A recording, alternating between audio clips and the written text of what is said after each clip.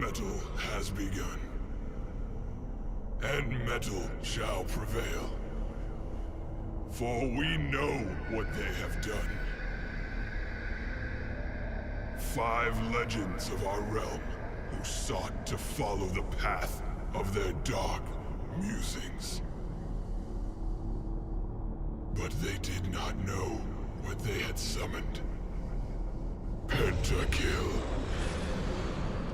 To these creatures, there is but one thing left to do.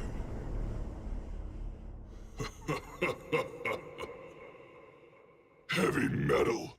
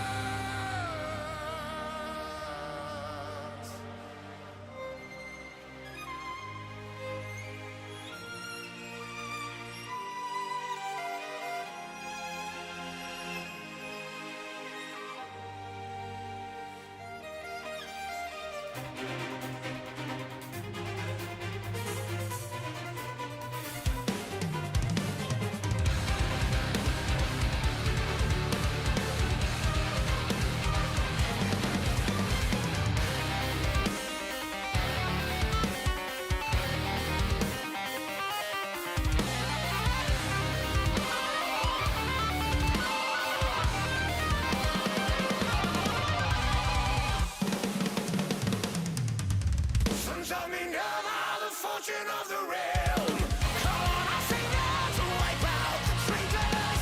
The earth trembles as we gather ashore for the lands we swear to hold. For our kingdom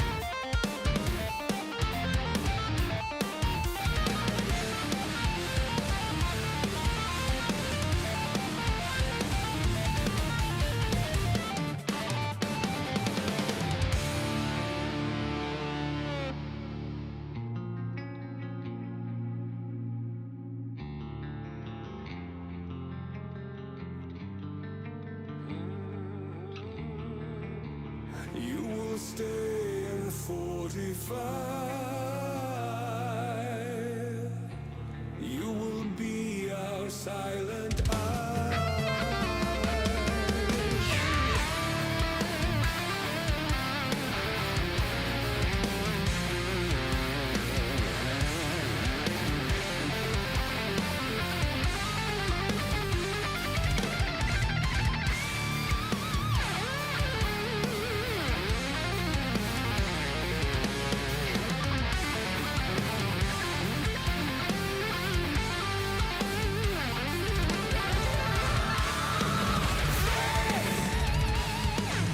Come seek us out.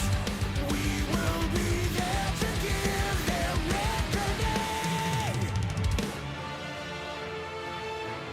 Oh, you shall wait at the city gates. You shall guide their way. You shall hear their coming steps. Feel our malice. For every soul they took away.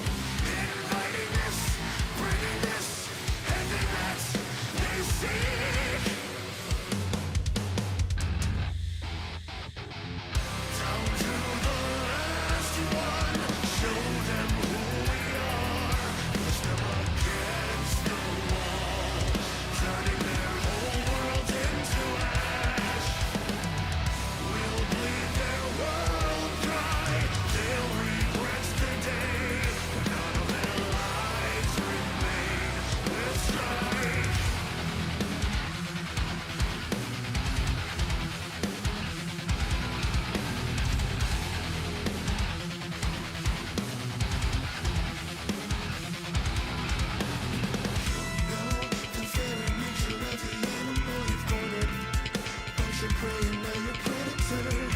The voices call for blood. Who are we not to listen?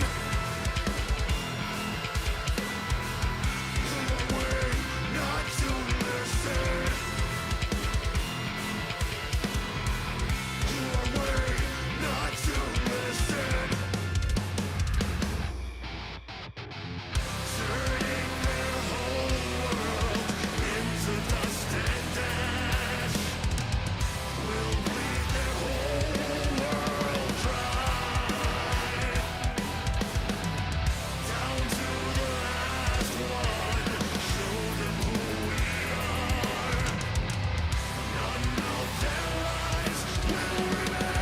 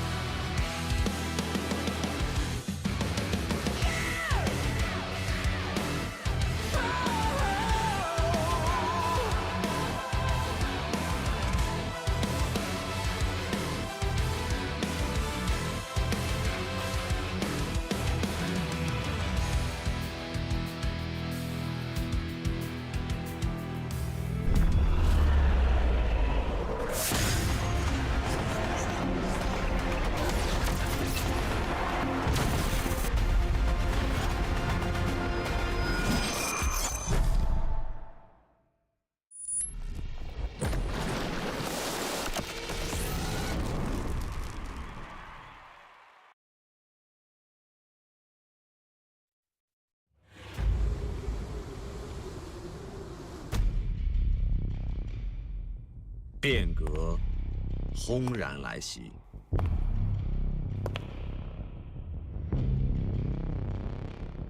峡谷已是人心博弈。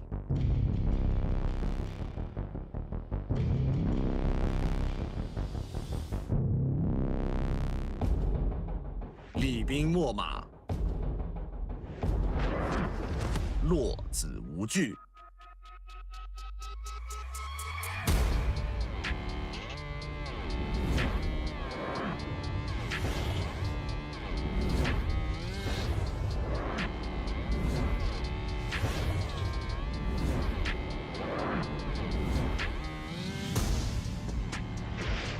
棋盘之上，携一子去九州，乾坤未定。这一手步步为营，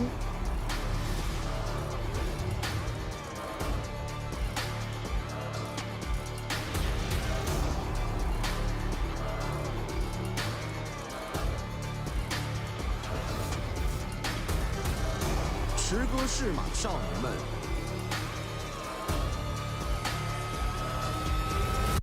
这个夏天，寸土必争。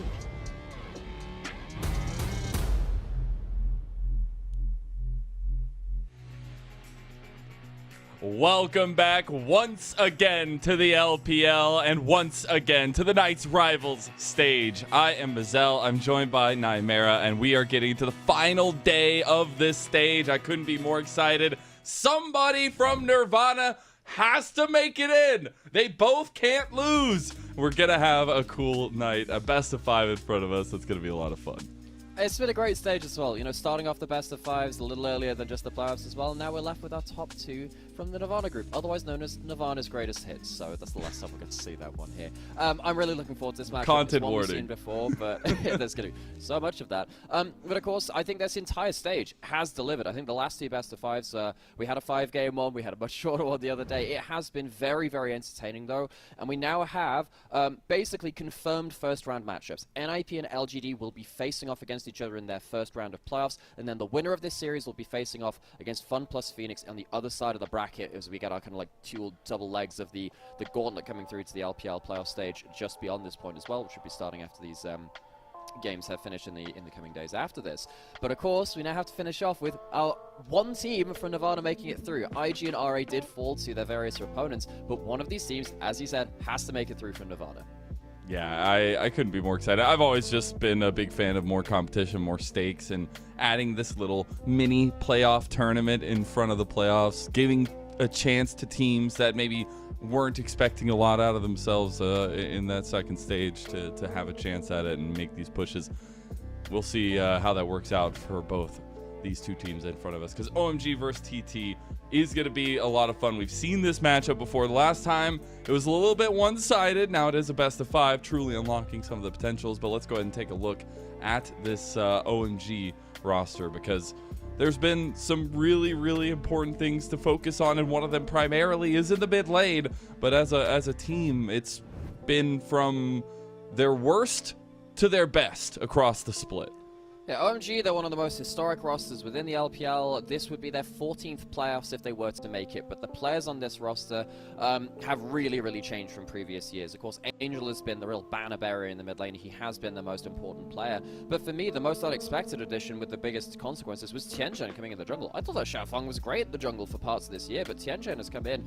It's really changed the way that this team plays. It has allowed them to play this quick, pick, snap, engage, lots of Vi, lots of Sejuani, and of course, he's the one major region player that plays Rengar, so that's going to be on there If as you well. let it through. The fact that he's had 3 games of it is astounding to me, by the way. Just don't let him have it. So, yeah, no, this team was at the very bottom of the barrel when it came into the back end of the group stage. I was calling them, alongside RNG and maybe WE, one of the worst teams in the LPL. They have absolutely categorically proved that is not the case. They have massively improved since that point, but they now have to go through the one team in Nirvana group which beat them on the way here. Yeah, going from 0-6 to 6-1, but still having that mark of the 1 being TT, ever looming in their eyes. TT on the other side here.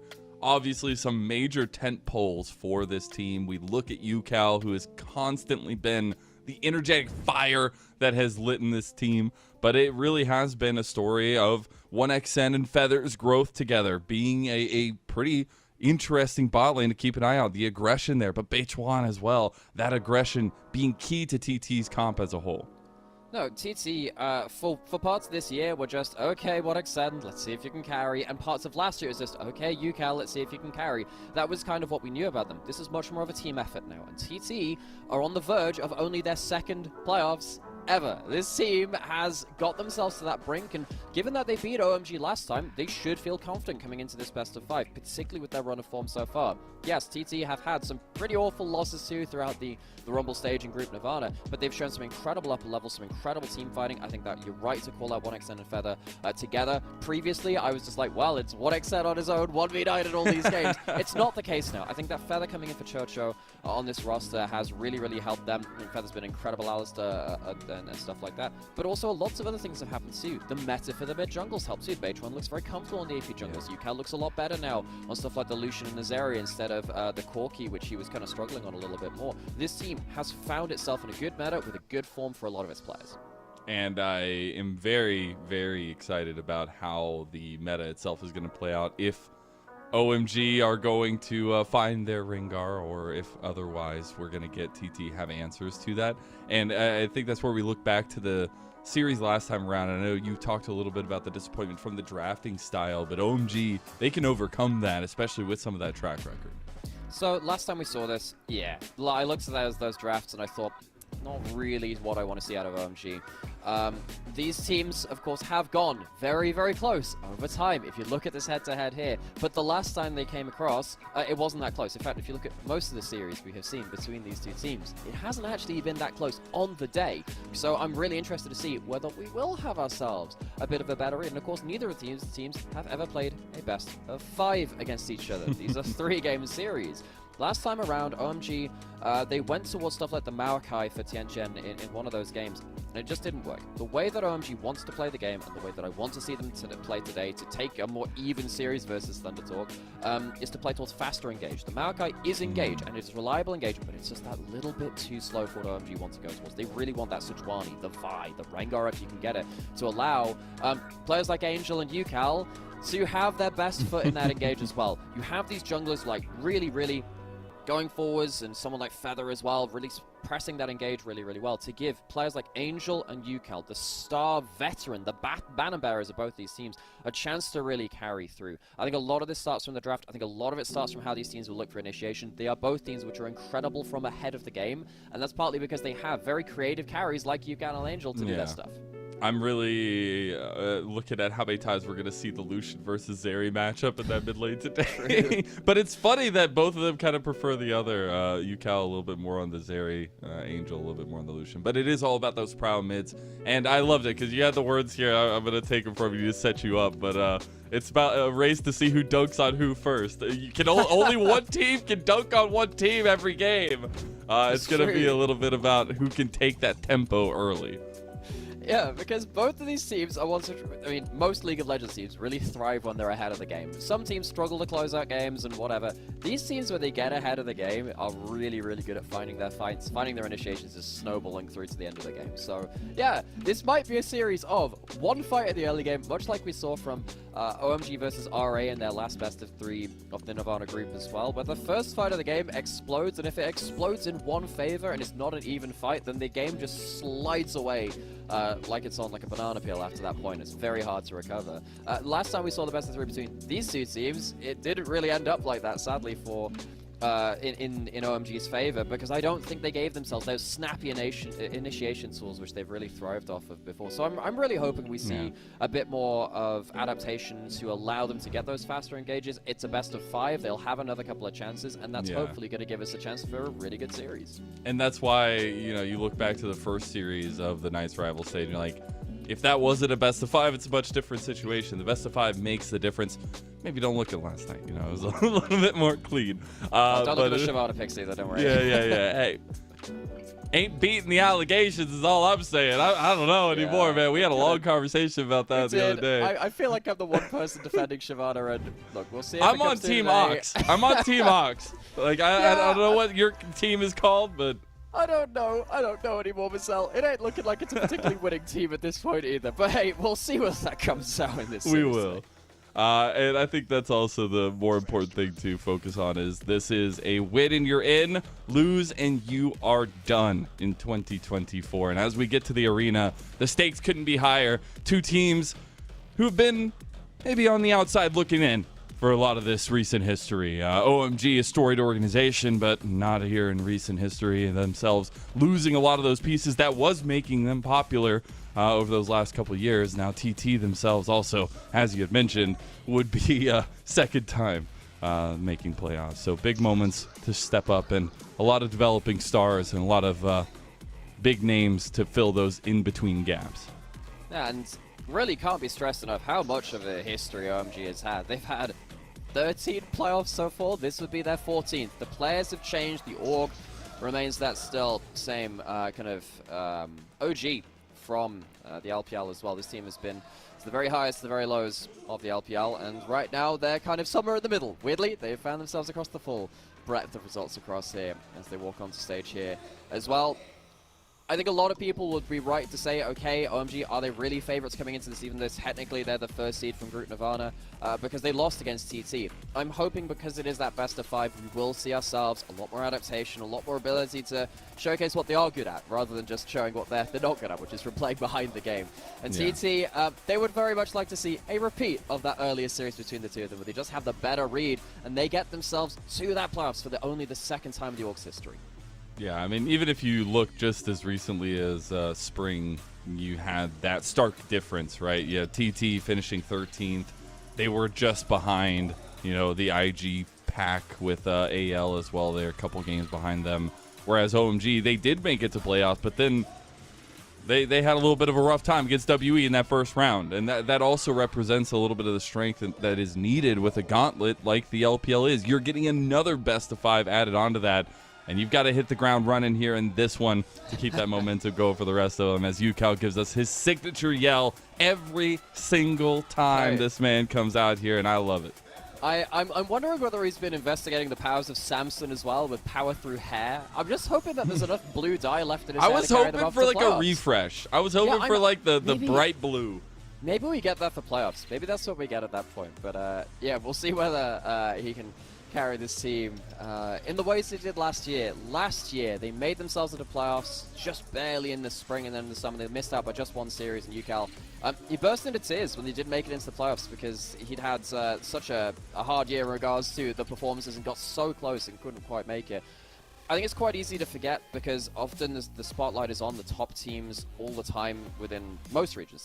Understandably so, it's the best League of Legends, and often they have the players of the moment in there. But the players which are just on the brink of playoffs, just on the brink of making something special happen for themselves in the mid-table as well, these things still matter an awful lot to them, which is why I love this stage as well. It's more elimination best of 5s, it's more of those high-running emotions. I really like that they've added this into this iteration of LPL.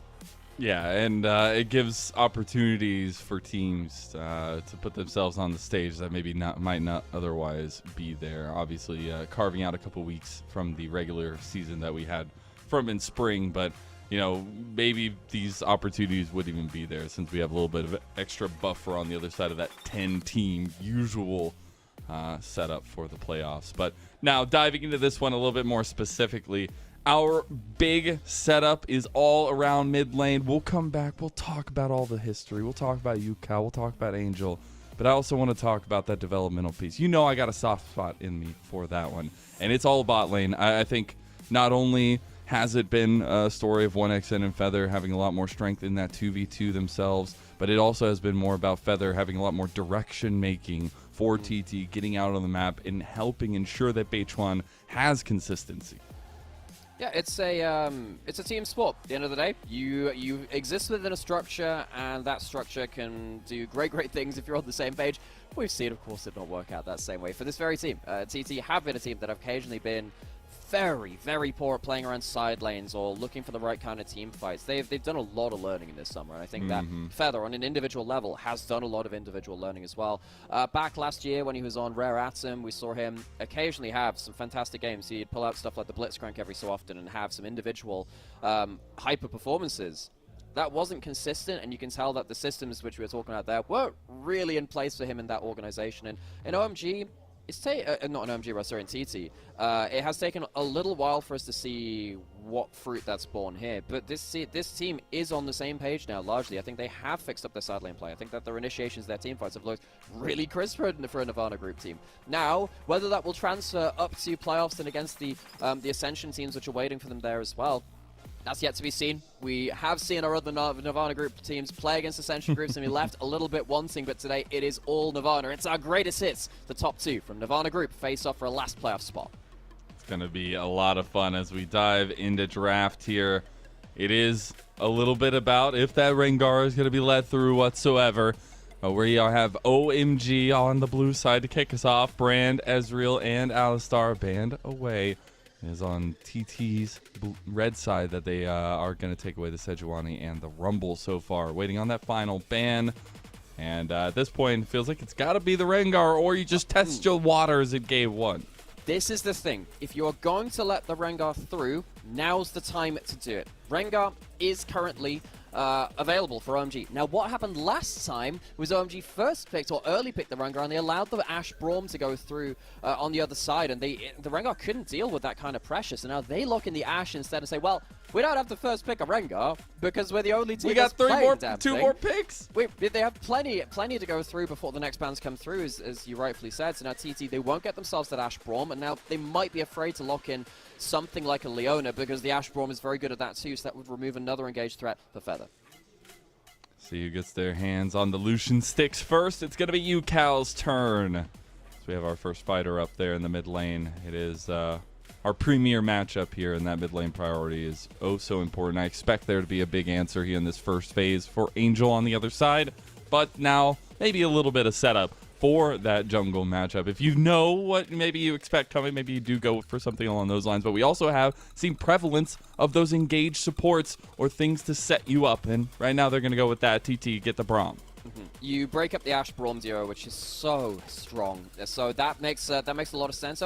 OMG, they pass up the Rengar. Maybe they don't want to have the Rengar jumping into the Braum, but it is a rare day when Tianjin is not banned in terms of his Rengar, and he doesn't pick it as well. Technically, this is a flex pick. It is worth noting that's a flex pick, but I think all the same, TT, if they're afraid of the Rengar at all now, they can ban that away. But for me, I think it makes a lot of sense, and with the priorities we've seen recently from OMG, they probably are just going to throw that straight in towards the jungle instead of having that Rengar. Do love to see the Lucian and Zeri matchup as foretold going through, but the Renekton will be blind for Hoya, and I honestly have been really appreciative of how confident our top laners have been in blinding this pick, but you do also have to execute. And that execution is going to be very, very key, regardless of the draft, of course, and we'll get through into that. As we see in the early game, both these teams really strive when they're ahead, so having stuff like early laners like the Renekton, of course the Braum even without that, the AD carry locked in alongside them, the Lucian, very, very powerful for TT. I do think as soon as you hit level 6, though, OMG with the Zeri ult, the first one of the game, the first Ashe ult, the first Maokai ult, going to be very, very powerful. So OMG kind of biding their time a little bit, maybe waiting for just a few levels in the game to pass before they start turning on the afterburners. Yo, I don't know. Maybe I'm feeling it too early. I don't know. I'm feeling like maybe the Flexi is coming through. We'll see what the bans are going to be, as it is a little bit more of the focus towards jungle for OMG, trying to take away some of those big AP pieces. A little slight smile on a couple of the members of OMG. We'll see the final ban here for them, as it is the Gnar. So TT fully focused on what that top lane matchup, and fully believing the Maokai is going to be in jungle. So, Shimada, Bans, we don't have to have that conversation right Yay! now. I wonder whether Beichuan needs to go towards something with a little bit more engage, or whether they just say, right, we've got strong early lanes, we've got setup in a Renekton and a Braum potentially, let's go towards the Nidalee. Nidalee would be an AP jungle threat, and Beichuan has played some amount of it with the other bans on the table. That wouldn't be awful. Does mean your team fighting will get, again, quite difficult in the way that Nidalee does, but I wonder if that will go through that. Instead, hovering over something completely different, this would be first Ivern for Beichuan in summer so far, and we don't see that much of it in the LPL. It's not so much a lot of LPL junglers have gone towards. Very different here. And goes away a little bit of what we were seeing from them in terms of that early access, but it's the Seraphine locked in for OMG now as well, so we're having serious team fight implications. That Maokai will be slotted in the jungle as Cassante is the choice into that blind Renekton. OMG, they are looking to 5-on-5 here. And that is the first Seraphine we will see in the LPL in this summer. We haven't seen this pick for a long time. It has been played in the LCK. It's been played in both, particularly in mid and in the the AP carry role, and then also in that support. This time it will be likely towards that support alongside that Ashe, and 1xN finishes off that draft with the Smolder. So now we have two last pick champions in the Seraphine and the Smolder, which is going to layer this all over big team fights. TT, they give up a little of that bot lane pressure because they go towards that Smolder with the Braum, but the Braum is just making sure that you don't get dove on that bot side. But luckily for them, you look at the Maokai, look at the Seraphine, it's not the easiest dive from OMG, and what we saw in earlier games in Knights Rivals, what we saw this from IG and Arn picking it up, is that if you don't get dove on the Smolder does eventually take over the game. So TT, they've got themselves a bit of a baton pass system going through, very topical with the Olympics coming through as well in recent weeks. You have the early game lanes, and this top side of the Renekton and the Lucian, which will eventually hand over the baton to the Smolder in that late game. Will it be enough versus the Maokai, versus the Seraphine and the Zeri Ashe? These are all good scaling picks in themselves. We are yet to see. Maybe the Ivern will be able to buff up that Little Dragon in the way that they need to. Very, very different take on this series meta from the first time we saw these teams go through.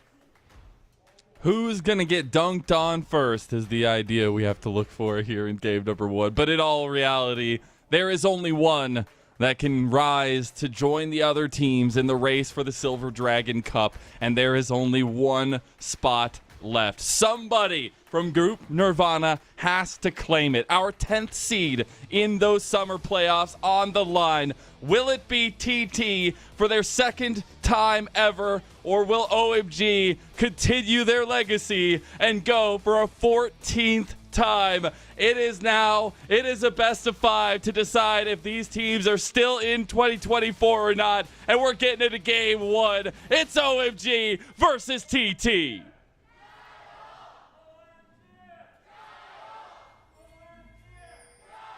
敌军还有30秒到达战场，碾碎他们。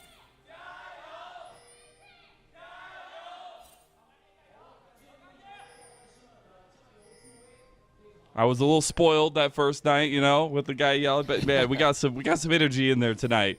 OMG, looking for a level 1. Any advantage here might just set them up so well. They aren't going to actually find anything there. So the ward and the Winter's Bite going to dissuade them. You do have, of course, the Seraphine double cast stacked up, of course, early on into the game here, which can be potentially very powerful. Oh, that's nice from one extent. That's a lot of stacks. Really nice. He actually gets to still 3 stacks of that level 1, and because OMG aren't getting able to recall, there is actually a chance that 1x and Feather could use that because it hits both bot laners to do a decent amount. People got, I think, hit by the splash damage of everything.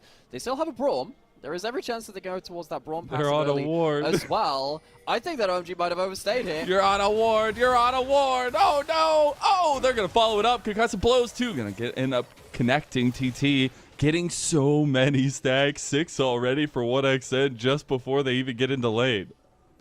That's a big problem there, Mazel. That is not how you win a lane versus a Smolder Braum. Now, normally, you don't really have to worry about winning a lane against a Smolder Braum because they're not meant to be that powerful offensive duo. They are meant to be there to survive the early lanes, be undiveable, and allow the Smolder to scale up into the game. Already, that could be a bit of an issue for OMG. That bot lane was meant to be a point of presence for them, and now TT, maybe they have some extra options with Beitron, not having to worry about this bot lane and have to cover it as easily as in kind of a typical game you'd expect with these drafts.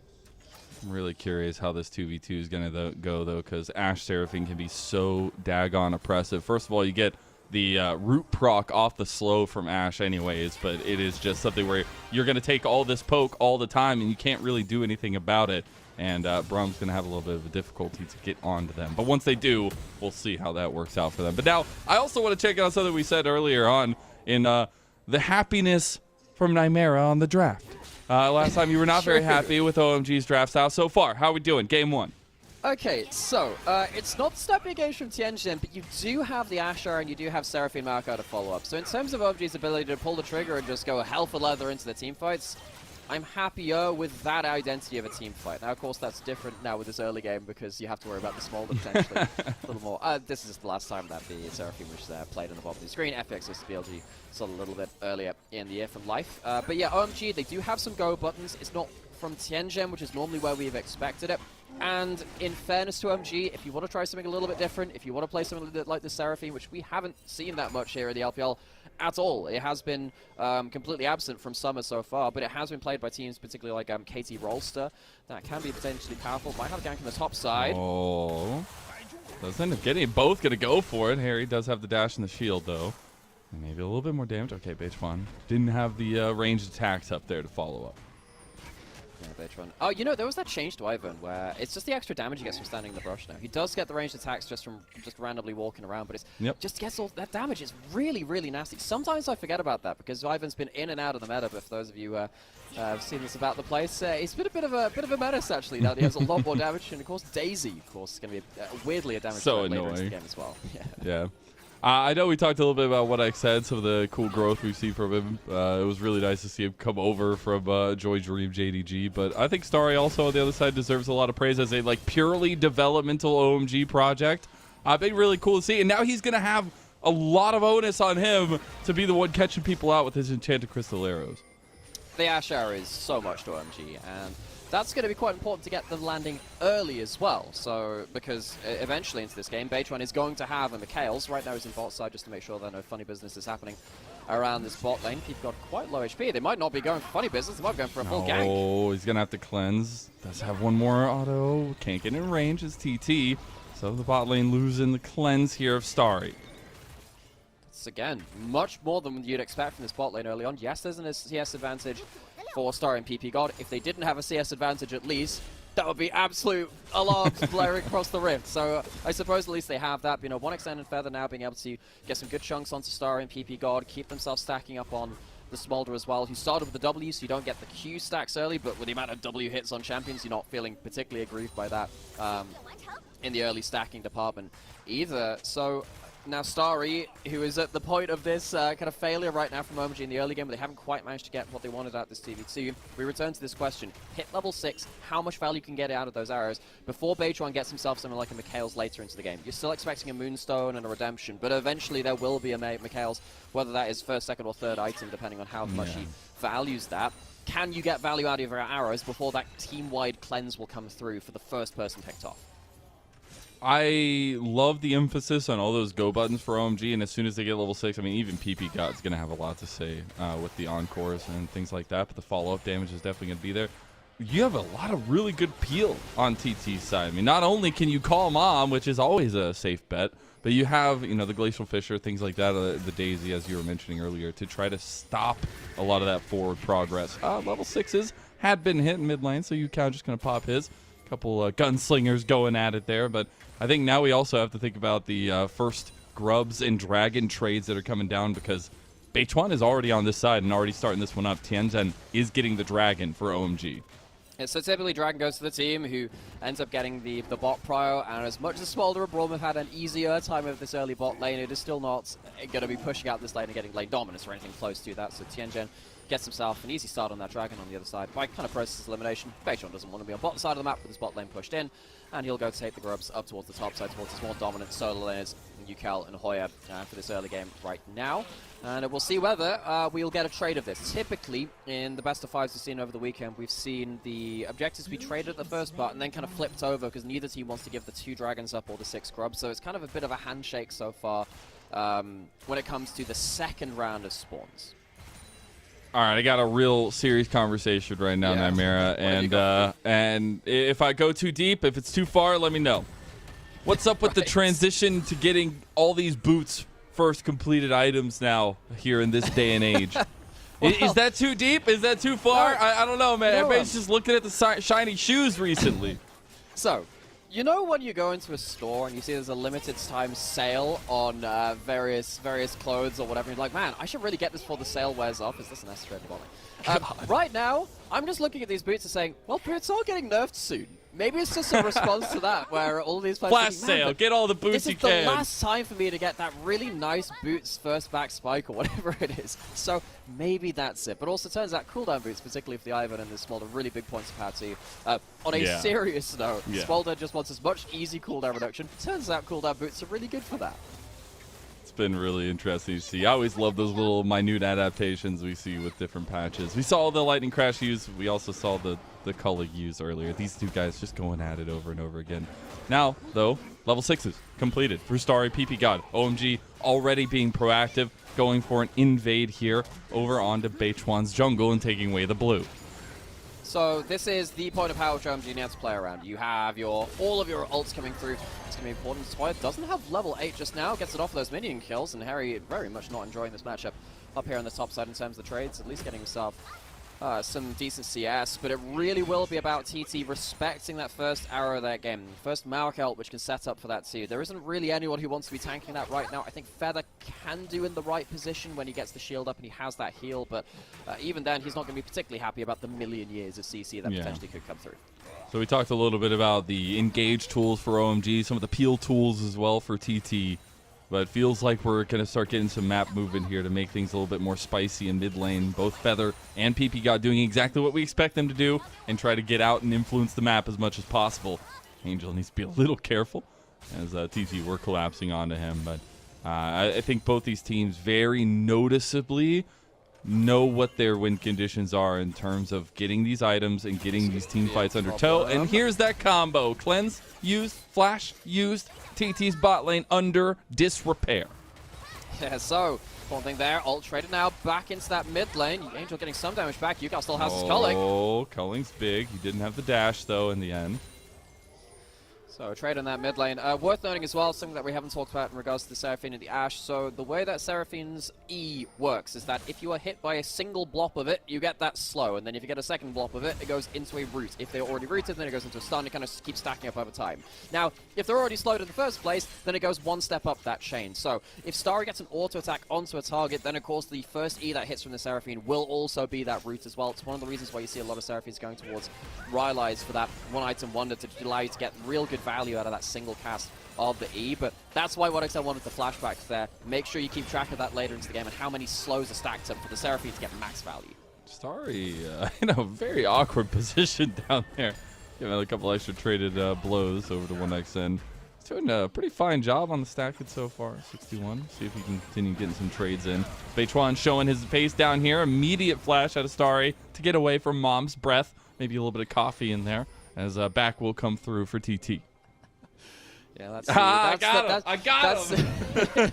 Right, you get one of them per No, you actually get more than one of them. I get a lot. It's not. Somebody needs to stop me. No, I think like occasionally you get the smolder mom, which is very much the mom who's been working the night shift and who really doesn't want to have to be woken up by the screaming kid in the morning. So hey, maybe someone out there can really relate to that on depending on your time zone watching out these games here. But that's an ultimate down from both those bot laners from TT, but the flash away from Starry could be very, very important. Also, arrow back up now. Starry gone back to base, coming out of Fog of War. This is an important point for the Ashe. Yeah. There's every chance that that arrow can be coming out of Fog of War, so TT needs to be very careful when Starry's not showing where the arrow will be flown from. I just think it's so difficult to walk up to this team unless you split them out. That's a big difference, but OMG have a lot of fight strength early here with some of their combinations at least. It gets worse as time goes on too, but they will split the grubbies. So no grub again for us, no battening down the hatches, but we also have the dragon timer coming up to refocus on because both junglers going to be repositioning down that way. The trees are moving.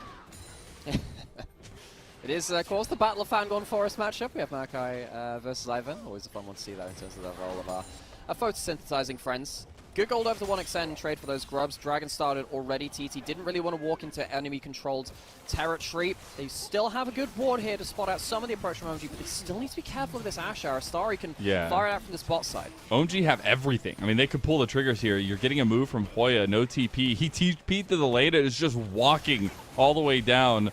Looks like OMG not feeling confident in the setup. They have a chance, and he doesn't get it. It's taken by 1xN. I love that you go for it, bud, but you are dead to rights. That was a solo queue play right there. I love to see that. That is the Rengar player flashing towards a pretty bush in the river. I think I said the right Ivan Rengar. It's not the combination in this game. Flashes in, tries to stop that dragon being taken over from TT. Maybe saying, all right, really want to get a dragon stacking advantage for OMG before the smolder becomes a really, really big problem later on into the game. But giving a kill over to the Lucian is really not what you wanted. Sadly for Tianjin, doesn't get anything out of that, and that's going to be a big point of power now missed for OMG. At least they didn't use all of their ultimates on that. That would have left them in an even more vulnerable state. Every time I see all their ultimates up and they're convening, I'm like, oh, you have to go in for that, right? But they're being reserved so far. Waiting to get some of those item spikes, especially the first one. Speaking of, we have the Moonstone already there for Beichuan. Also the Kraken Slayer completed for UCal. The Locket, which we have seen a bit of difference in all the different builds we have for Maokai, back and forth over and over again, but the Locket is the choice this time for Tianjin. Yeah, so not that much magic damage from TT. Sorry, from OMG rather, because they've gone towards that Locket on the Maokai. The Seraphine will bring some though, and that's what they will be banking on, I suppose, when it comes towards later and later into the game to see if PP Gold can get himself good CC, good extra value as well. Beichuan just here again to just make sure he can maintain this bot side. Maybe just look to push in this way for his bot lane. As much skirmishing as you can get for 1xN, it's going to be nice.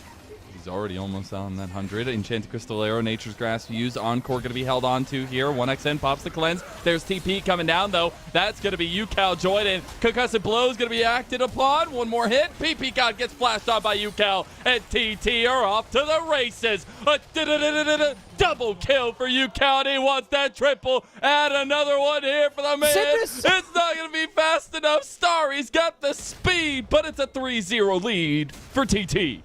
Oh, it's still a huge win for TT, but sorry, showcasing one of the highlights of the Infernal Rift, which is to pick up the little cinders, and they give you that speed boost and some stacking cooldown reduction as well. TT, they get themselves a good amount of gold into this bot side, with 1xN picking up some stacks as well, but more importantly now, UCal is absolutely online. 3 kills on UCal.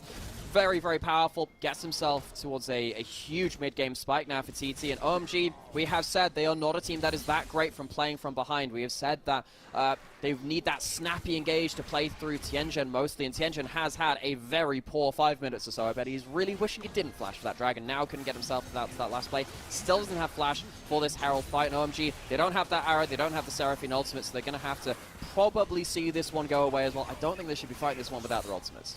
Gonna walk up here. They still have a little bit of movement. The Rift Herald already going over the TT will mean they move out. And I don't know how I didn't see it before here, Nightmare. Beichuan has the dunk skin. We said who's gonna dunk on who. It's already 3-0 for TT. I think we have our answer. True. It is the race to see who dunks who first. Both these teams very good for playing ahead of the game. And fights like Gotta this, get those basketball skins in there. We gotta get more. Darius. Yeah, true. Get all of them in there if we can. But Tianjin overextends. He goes in towards a big play. 1xN tanks it up with a cleanse. He doesn't have the flash from the earlier Dragon Steel. And it's a great teleport coming in from the other side for UCal as well. He picks up a huge amount of value from this. Feather blocked the Encore.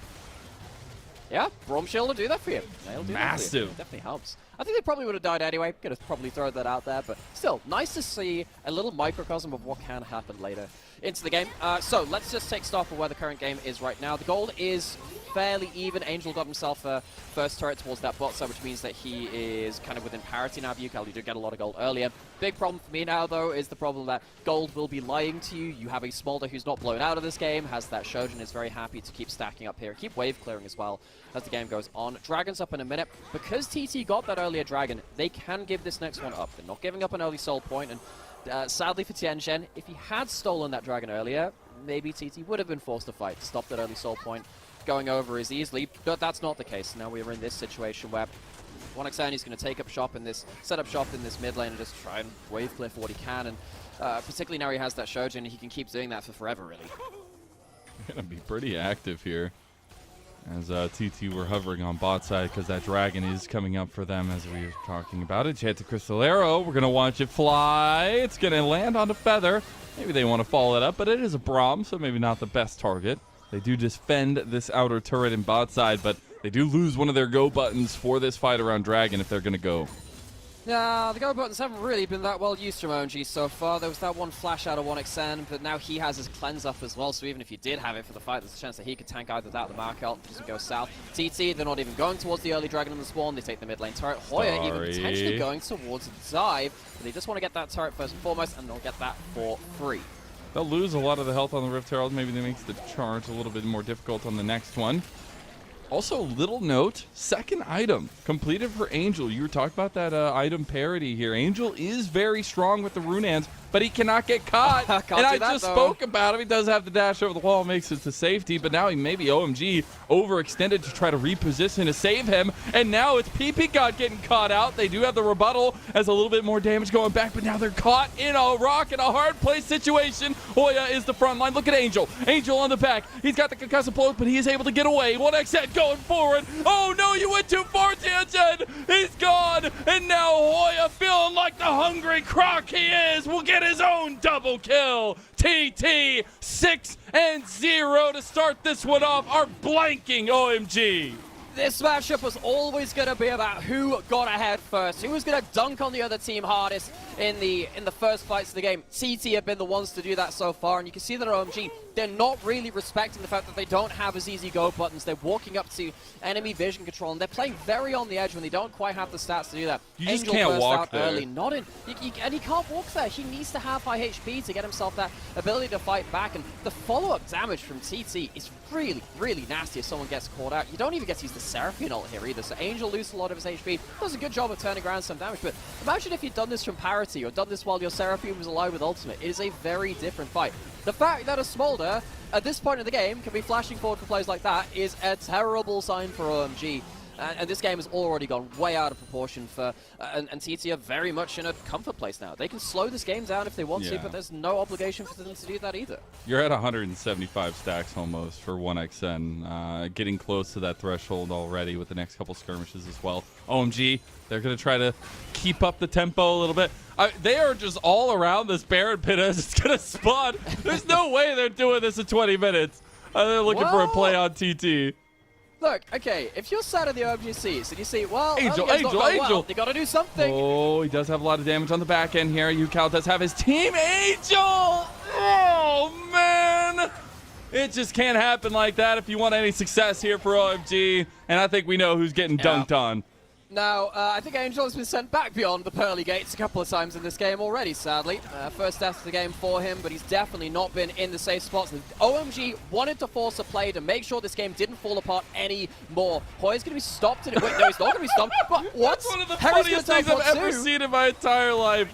I cannot believe that just happened. They have a lot of poke damage to deal with coming into this one, but maybe a chance. Nature's Grass come through. Encore available, but it's TT just going for the throat. Mom has been called, and she's wide awake now. TT, front to back is the dream. Hoya gets cut down to size. It's still a 4 here man stack by TT to push down mid. They did get pushed off the Baron, though, and OMG are going to get their first kill. I think OMG will probably call that a win. They don't lose the Baron. It's a 1-for-1. That's okay. They call it a win from that perspective. However, this is still TT getting a load of stacks for 1xn. So you called this out earlier. The more fights that Smolder is kind of safely in, the better, because the more you get to stack. 200 stacks at 21 minutes, that's actually very good timing for the current item builds as it stands. Angel does see this up here, but, you know, like OMG, the reason they forced that play, the reason why Angel played as he did on top side, and, you know, it is a mistake and you have to call it out there. He didn't judge the play correctly, but the mindset to make a play was correct. You need to make a play, otherwise this game is not getting any easier. You are going to get outscaled by a Smolder at this kind of gold point. You don't have an Ashe that's 2,000 gold ahead. It is an even well-stacking Smolder, which is going to be an absolute pain later into the game. OMG do need to make plays, and they probably need to make them sooner rather than later. And in this meta with these double marks, I mean, you need gold. You need to be at item parities because both teams are going to have a lot of firepower. We've seen things fall a little bit on the wayside. OMG, though, 5-man stack and top. Let's see if they make a play onto this outer turret, try to pick up some of the standing gold here. Looks like TT are not going to call the other two up this way. They're going to try to push this tier 2 in mid, and they have Demolish proc here too. Yeah, teleport coming down into mid. That could be dangerous, actually. I was wondering whether Hoya would look for an empowered stun. Angel turning some damage around. There's no Mikhails here, but there is a cleanse. He does cleanse, but Nature's Grass is coming. The roots have come to find you, 1xn, and no flap, flap, flap is going to save you. Angel guns him down. So, Redemption coming through to get a bit of healing too, so OMG can make their way out. Now, that isn't going to be a kill in timer for a Dragon, but it might be in time to do something around the Baron. OMG, they're starting to lean towards it. I don't know whether they can rush it really, though. TT, they will probably just try and wave claim. Yeah, honestly, OMG, they're going to go for the mid wave first here, try to get that push in. They are just going to start this one up. Big importance, 1xn is going to hit the threshold the next time he hits one person with an ability. TT are going to have to fight before that, though, as they move in to try to deny this Baron. They need to hit the go buttons. They need to find some way. As they are pushing OMG out, Tianjin is by himself in the pit right now, but here comes the fight back from OMG. TT might have bitten off more than they could chew. Watch UCal, though. He's got so much damage. He's gunning down Tianjin. Look, going in, though. It's OMG. They've overextended. Maybe it's just overextension. Enough feather. It's blocking up so much, and Hoya, he's a monster! A double kill came across for you, Cal and TT. No matter what you throw at them, OMG, they will be your nightmare. Feather, you could call him whatever the hell you want in terms of his ability on this Braum to be the engaged champion, but on the defense, this champion is absolutely busted, and TT hold the door shut. TT win themselves the fight in the 4v5, and they get themselves that Baron. What a play for TT. My goodness. I love it because we set up, you know, the main talking point was going to be this mid lane. The tent poles, Angel, a newer addition to OMG, but also maybe the most recent star. A big reason why they found a lot of success, a lot of their recent wins coming off that prio in mid lane. UCal is literally the guy for TT. He has been for over 2 years. The guy has been through all the bad times, and now finally the team rising up around him, and he's 0 on this pick on Lucian in mid. No, this year for UCal has been... It's been poor, I think, compared to 2023. 23, I would have called UCal a top 5 mid laner in the LPL, and that is a genuine thing. Incredibly high highs from him. This year, he has really struggled to match up to them, particularly in the start of summer, his group stage. When he's playing towards stuff like the Cork, he really wasn't good enough. He is back online now. He's 8-0-2 here, and he's taking this game by the scruff of the neck. And TT, this is a squad, a composition, which will scale very well. They are ahead of the game. They have a Baron buff. They have themselves a soul point. This is about as tutorial as it gets from this point as they start pushing him for more gold. And they have the Ivern to back it up. He's on 3 items. Black Cleaver completed. Mikhail's there for Beichwa. Everything lining up for TT 25 minutes in. They still have so long on this Baron buff. Their siege might not be the strongest, but luckily they got an extra body to throw in there, as Daisy will be sacrificed here for a lot of her health. As the siege will continue. They actually are trying to move Hoya into a lane. He's going to keep TP available for himself as well. Yeah, TT very hard. They have themselves a Mikhail if they want it as well. They got Feather, don't even need to pull it right now. Oh my god, Feather's getting so much worth out of that, and here comes the Encore. Maybe it's enough damage to get Feather down, but Harry is also taking a brunt start. Oh my god! TT! They just eviscerated all of OMG right under their turret, and that is absolutely disgusting! As TT open up with a bang in game number 1. They know that they had OMG's number in the regular, and now it's all about that place at 10th seed here as they open up this best of 5 1-0. Oh, there's a crack at Thunder. As TT show that they can't just only do the Thunder Talk, but they can do the Thunder Walk as well. First game, dominant for them. Scaling composition, which got ahead early. And OMG, I'm worried for them. If this is the way that their early games are going to go against TT, much like we saw in that best of 3, this is not going to be the result which they wanted. Yes, they are the first seed coming out of Group Nirvana, but TT were the team to beat them in that stage. The only team to take a full blast off out of them. TT, they looked very comfortable as soon as they got any semblance of a lead. It's something to be said that it also was the fact that we're getting the Ivern. Like, we're getting a little bit of adaptation to the draft, too. What is that answer going to be? And we have to see OMGs on the other side of this break. We'll be right back for Game 2.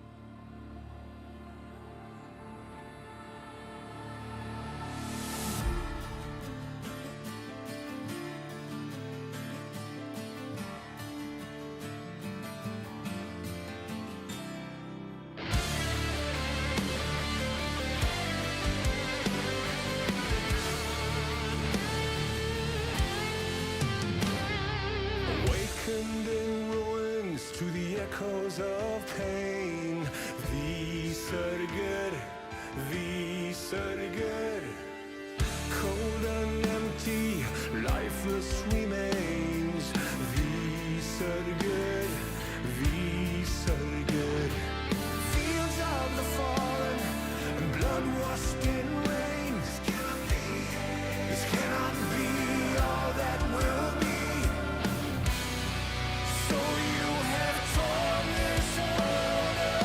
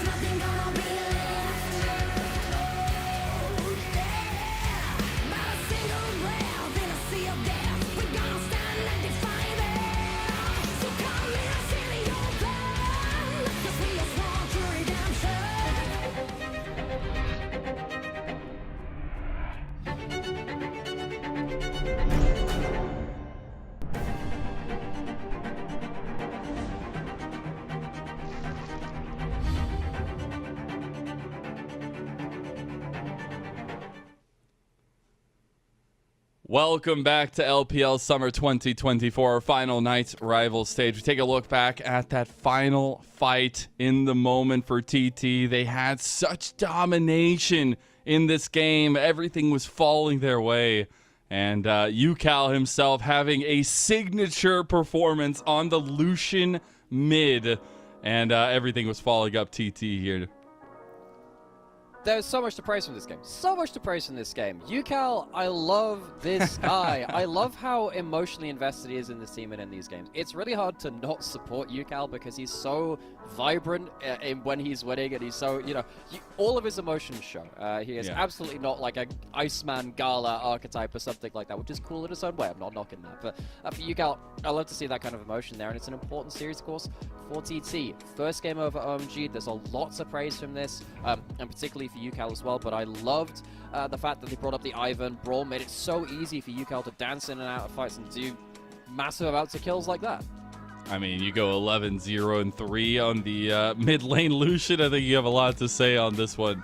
That Black Cleaver spike was huge, but it was how they used this pressure consistently throughout a lot of this. And it has been UCal who, as we talked about in the game, maybe hasn't been having the brightest of recency. But when you have moments like this, you harken back to that this guy has been a major carrier for this TT team in history's past.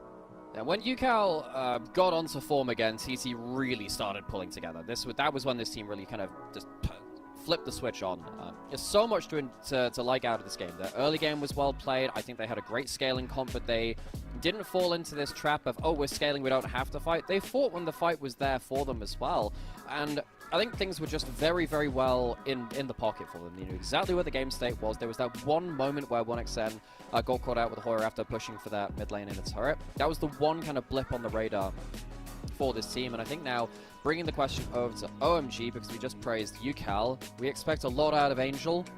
Angel didn't make the hero plays this time. If you go back and watch their last series, their series versus RA, there was a fight where UCal on that Angel on that Zeri managed to come away with a quadra kill or something like that away from a bot lane dragonfly, which just ended the game. He's been trying to make those hero play angles again. I'm actually not going to knock him for looking for the plays he did in this game, because you had the Smolder that was kind of ahead of the game. You had an incredibly potent combo of that Ivan Brawl, which is very hard to get through, but also enable their carry so well. But the plays weren't hitting in the way that they needed to, and that's a huge issue. If you're coming off the back of a lost early game, it is much harder to make those plays, and it makes Angel's job much harder. It does indeed, but OMG, they've got to figure it out from the start, from the draft. That was our big conversation coming from the last matchup we saw from these teams. It just felt like draft diff in favor of TT. In that game, number one, Tanzen's Rengar, it was open. It was a bad comp to pick it into. Maybe you don't go for it, but the relaxed style isn't necessarily what I would expect. The Maokai, the slow engage, the things like that. I want to see some upping of the tempo. OMG on the blue side for game number 2 in a pivotal best of 5 as they find themselves 1-0 down. Ban away the Ezreal, the Alistar, and the Braum from TT, where TT on the red side ban away the Sejuani and the Rumble so far. So the Braum being banned is a huge change. TT keep the same bans. OMG choosing to remove that Braum, which is so huge for Feather. Feather has such an excellent game as well. Can't sing his praises enough. And now with the Braum out of the picture, the Leona is much more powerful. That is much more of your snap engage. Again, I also think PP God on the Seraphine had a really torrid time of it. Most of his ults went into Braum shields. He didn't have the best time. So TT, they can potentially look to take away something like this Misfortune. It's not a bad thing for them as well. It's a very lane dominant pick. But of course, Starry could go over to something like the Ziggs if you really wanted to in terms of those other combos. Plenty of things which you can lock up there. I think any takeaway of maybe that Wabo combo, it honestly feels good from TT as well when you see that first pick Leona. It goes so well, so fitting with the Misfortune. But they're going to go ahead with the double gun salute here for TT as both dual wielding Hoya and Beichuan, at least in the first two, going to lock in these two for TT. And I think trying to find that double marksman presence for UCal and 1xN is already been so strong in game number 1. It's one of my favorite moments when Rarata were playing a composition like this. It just felt like you were playing like John Wick %, where it's just how many times can you fire off all of your guns at once with the multiple gunslingers. Get another one on the other side of Zeri, which makes a lot of sense. We see the Maokai again.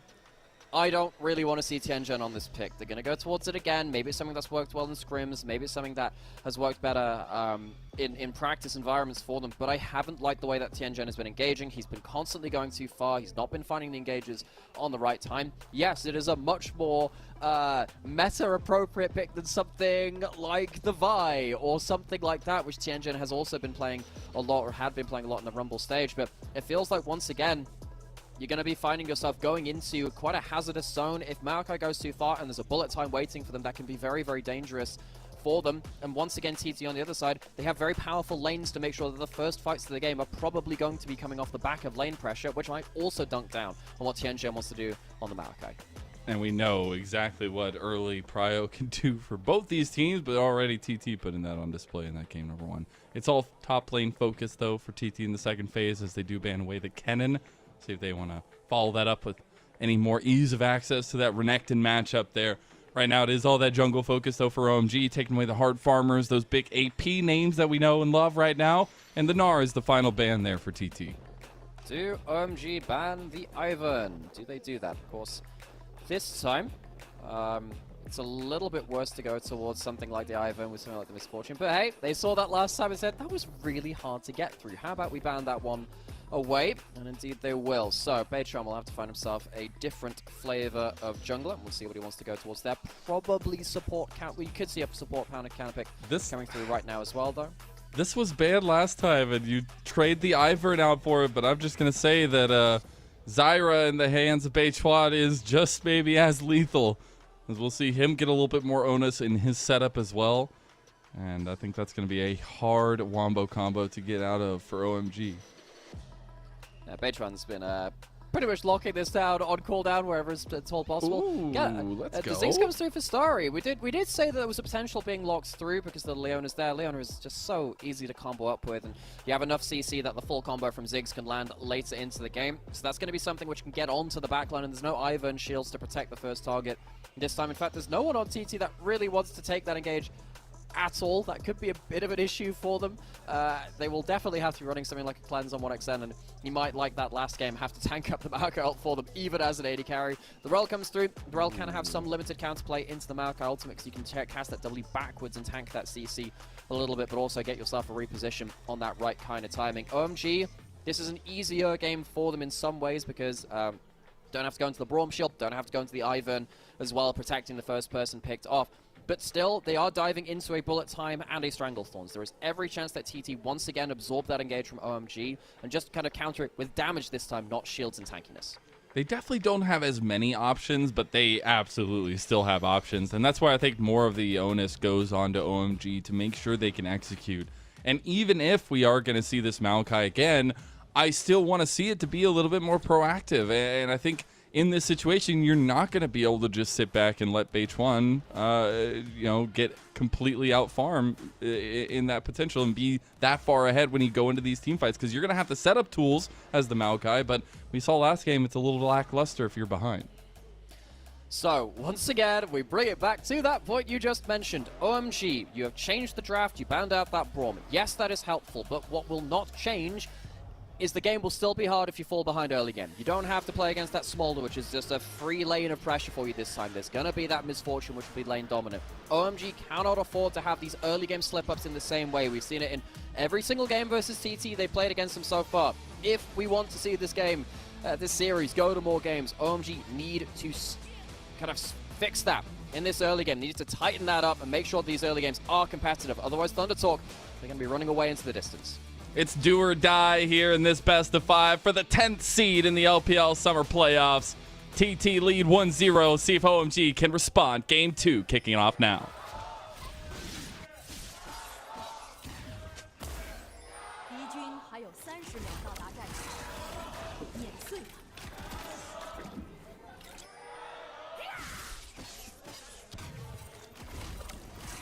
As we hear the energy, still alive and well there. Let's see if there is going to be another level 1 by OMG here. Feather hovering, running around in circles as the metal horse. OMG have been trying to find little things early in the level 1, which I can appreciate. Yeah, they've been trying. Last time they had the Seraphine, you can... He's too quick. He's a horse. He's Yeah, no, this is the problem, man. Feather, he's just too light on his feet. The name's there for a reason. I guess we'll finally find the answer to as well in terms of, we've always had this question of what's heavier, a kilogram of steals or steel or a kilogram of feathers. Turns out he's actually both in this game because he is, of course, the steel horse. He's both at the same time. No more such questions exist. So that raises a big philosophical question. How do you measure which one falls faster if it's the same item? Well, I don't know. Raise that one to all of our... We really answer the real hard-hitting questions. Yeah, So I mean, that's what we're here for, Yeah. honestly. Yelling at video games? Psh, What is we're here to this solve league those like? philosophical Yeah. questions. It is, though, maybe a shifting of that focus. I think we still think about how much this priority in mid lane has to offer us, but when we saw Beichuan have so much influence on the game, this game, too, is all about Tianjin. And I think that's rightfully so. Tianjin has been such a core part of this. Level 2 early hit. Oh One my trying to level them God, up. they do so much damage, Feather. He's in a little bit of trouble. He had that speed. He hits level 2, Shattering Strikes in the flash out. Now 1xN has the angle on Starry, and 1xN gets the better of him. First blood for TT, and that's got a hell in a handbasket. 1xN has his eyes on the goal of that 2v2, which is, I just gotta hit minions. I gotta make sure that we hit level 2. Feather somehow survives, and PP got and Starry out-dueled in the 2v2. Yes, they do have that teleport on Starry to get him back towards the lane, but given the goal over to 1xN, this is exactly what we were worried about. This isn't a Smolder. This is not a Smolder Brawn playing defensive. They can fight back. See that 1xN gets himself to press the attack early on as well, so he even gets himself some extra damage through this. But just watch what 1xN is doing. He's just continually going here and saying, I've got to DPS these minions. Gets level 2, the double stun comes through from that Rel, and the Ignite comes through, which means that Story can't even drop vision by going into the brush. You get lit up. You can be seen in that brush, and 1xN takes him down. And I love the little minute moments as well from 1xN there, getting the love tap reactivation from those minion hits and getting that little bit extra damage. Misfortune does a ridiculous amount of early damage with those. Love to see TT off to the races now. OMG, though, we see them try to recoup a little bit of this. They will end up splitting up these Scuttle Crabs using some of this pressure they have in their bot lane and the push they have. And, Starry died in that last time around, sure. Still has the teleport to come back into lane, and particularly Beauty of now... Ziggs. Yeah, he is, particularly now, you are just Ziggs with levels, it becomes really easy. Now, 1xN has Flash, has Cleanse. Chandra was maybe looking for something here, but I think without the Ignite and PP God, it gets really dangerous to look towards that kind of dive, and 1xN will finally look to spend his ill-gotten gains with his first back. Oh, he missed the Q3 there. So taking a heavy trade is Harry on the top side for OMG. Been a very quiet top side of the map, and I'm sure it'll maintain to be, as we haven't seen the big impact that the blind pick Renekton has had so far, but that game was a little bit one-sided, and Hoya was already strong when he was entering a lot of those. Oh, Harry. Okay. Yeah, so the thing is, okay. even in that last game, it was that kind of, the spectator was never in top lane, but at some point I do remember looking towards that top lane matchup, realized that Hoya had walked away from 2 early kills from a fight. He was like 1,000 gold up, and I was sat there thinking, yeah, okay, Renekton has got to the point where they've won the early game hard enough that they will just be the better champion at this point. And I think this is a great topic to have in some metas. It changes, it depends where junglers like this path and whether they can do like a 3 camp into gank top lane, blah, blah, blah. You can play towards top lane by not being in top lane. It feels like a bit of a paradox, but if everyone else is away from top lane and you already have a winning lane, no one messes with that winning lane. So if you have something like that Renekton or the Xante, just because you're not ganking the Renekton or getting him even further ahead, doesn't mean he's not going to win that 1v1 anyway. And Hoya, I think, has been completely happy to just take this early game advantage and roll around into the mid lane. Harry's been doing that on stuff like Kennen as well, which of course is a champion that really needs to win lane, but if you get the isolated lane, just starts dunking down with gold advantages. It can very much happen to some of these top lane matchups where it just blows out of proportion, and then when you come around to that mid game, it's a bit of a problem. Let's see if he can have the same impact as the last game as well. Just being able to find backline access against this OMG team is going to be so difficult. We do have both objectives coming up at the same time, but Tianjin is being forced out of his Chicky Nuggies. He's going to get a little bit of it, but I believe Beichuan got more now. There you have an angle over here with the Zenith play from PP God, but they have no damage to follow it up as Angel has a massive wave crashing in mid lane. Now PP God is overextended. Ultra Shock Laser, though, Angel coming over. It's too little too late. The bodies are starting to drop, and have we seen this before? As it's 3-0 to start off by TT. Once again, TT are just getting the better of the early game over OMG. OMG, they're a great skirmish team, but they're not choosing the right fights here. It's obvious that you're going to have problems there. As even in topside, again, the spectator's not been up here that much because it hasn't needed to be, but TT, they skirmish in the bot side, they leave the Renekton alone on the top side, and the whole map is winning from TT. We question what OMG were going to do in terms of the early game, and the question is, not a great deal right now. They're continuing to choose the wrong fights, and they're falling behind now. They might get themselves the grubs, but the gold in hand for TT is a massive prize for them. Tianjin could get a little bit of something back as you get the Scuttle Crab, but the map presence is just not going to be there now. The fact that Yukao, yet again, is starting off with multiple kills. It's literally deja vu from the last game. It's going down almost exactly as the same way. And now that TT are getting these grubs, the Dragon is still up on the other side. They could go for multiple early neutral objectives. Yeah, and it does. A lot of that come from now, the early control which they're going to have between this mid-jungle duo. The mid-jungle duo from TT, yeah, with Beitron here as well. They're just so powerful at this point. Feather was here to the roam. Angel's getting away pressure on the tower. That Zenith blade there from PP God is really not it. The fact that he takes a forward step afterwards is even more not it, because you're not going to have your Zeri coming into the right point. If Angel was immediately here and you get an Ignite to put down someone, sure, that's okay, I guess, but you're also engaging onto a Zyra who has the passive seed supporting around her because she's stood in the same spot for a while. That is just wrong on pretty much all of the bits of the checklist, and this is a big problem for OMG. Yes, they are the one team out of Nirvana, but it is not working well from the early game. The other thing starting to go the way of TT are the vibes. Every time we see a play happen, I'm seeing smiles, I'm seeing laughs, and that is a scary prospect in League of Legends, I feel like, especially in the LPL, where momentum can be so strong. I feel like is a lot of time unsung in the conversations. It turns out, though, there is no early Dragon priority right now by TT. They were just going for another clear to try to keep Beitron ahead of Tianjin, and they have push in bot lane. They're going to have push in mid lane, so they've been able to rely on getting some more of this CS and then go into those objectives. So last game we saw OMG really try and focus on the early dragon. Well, we saw the flash over the pit to try and steal the dragons to get too early. He really wanted those yeah, dragons. you know, that was a memory of all time.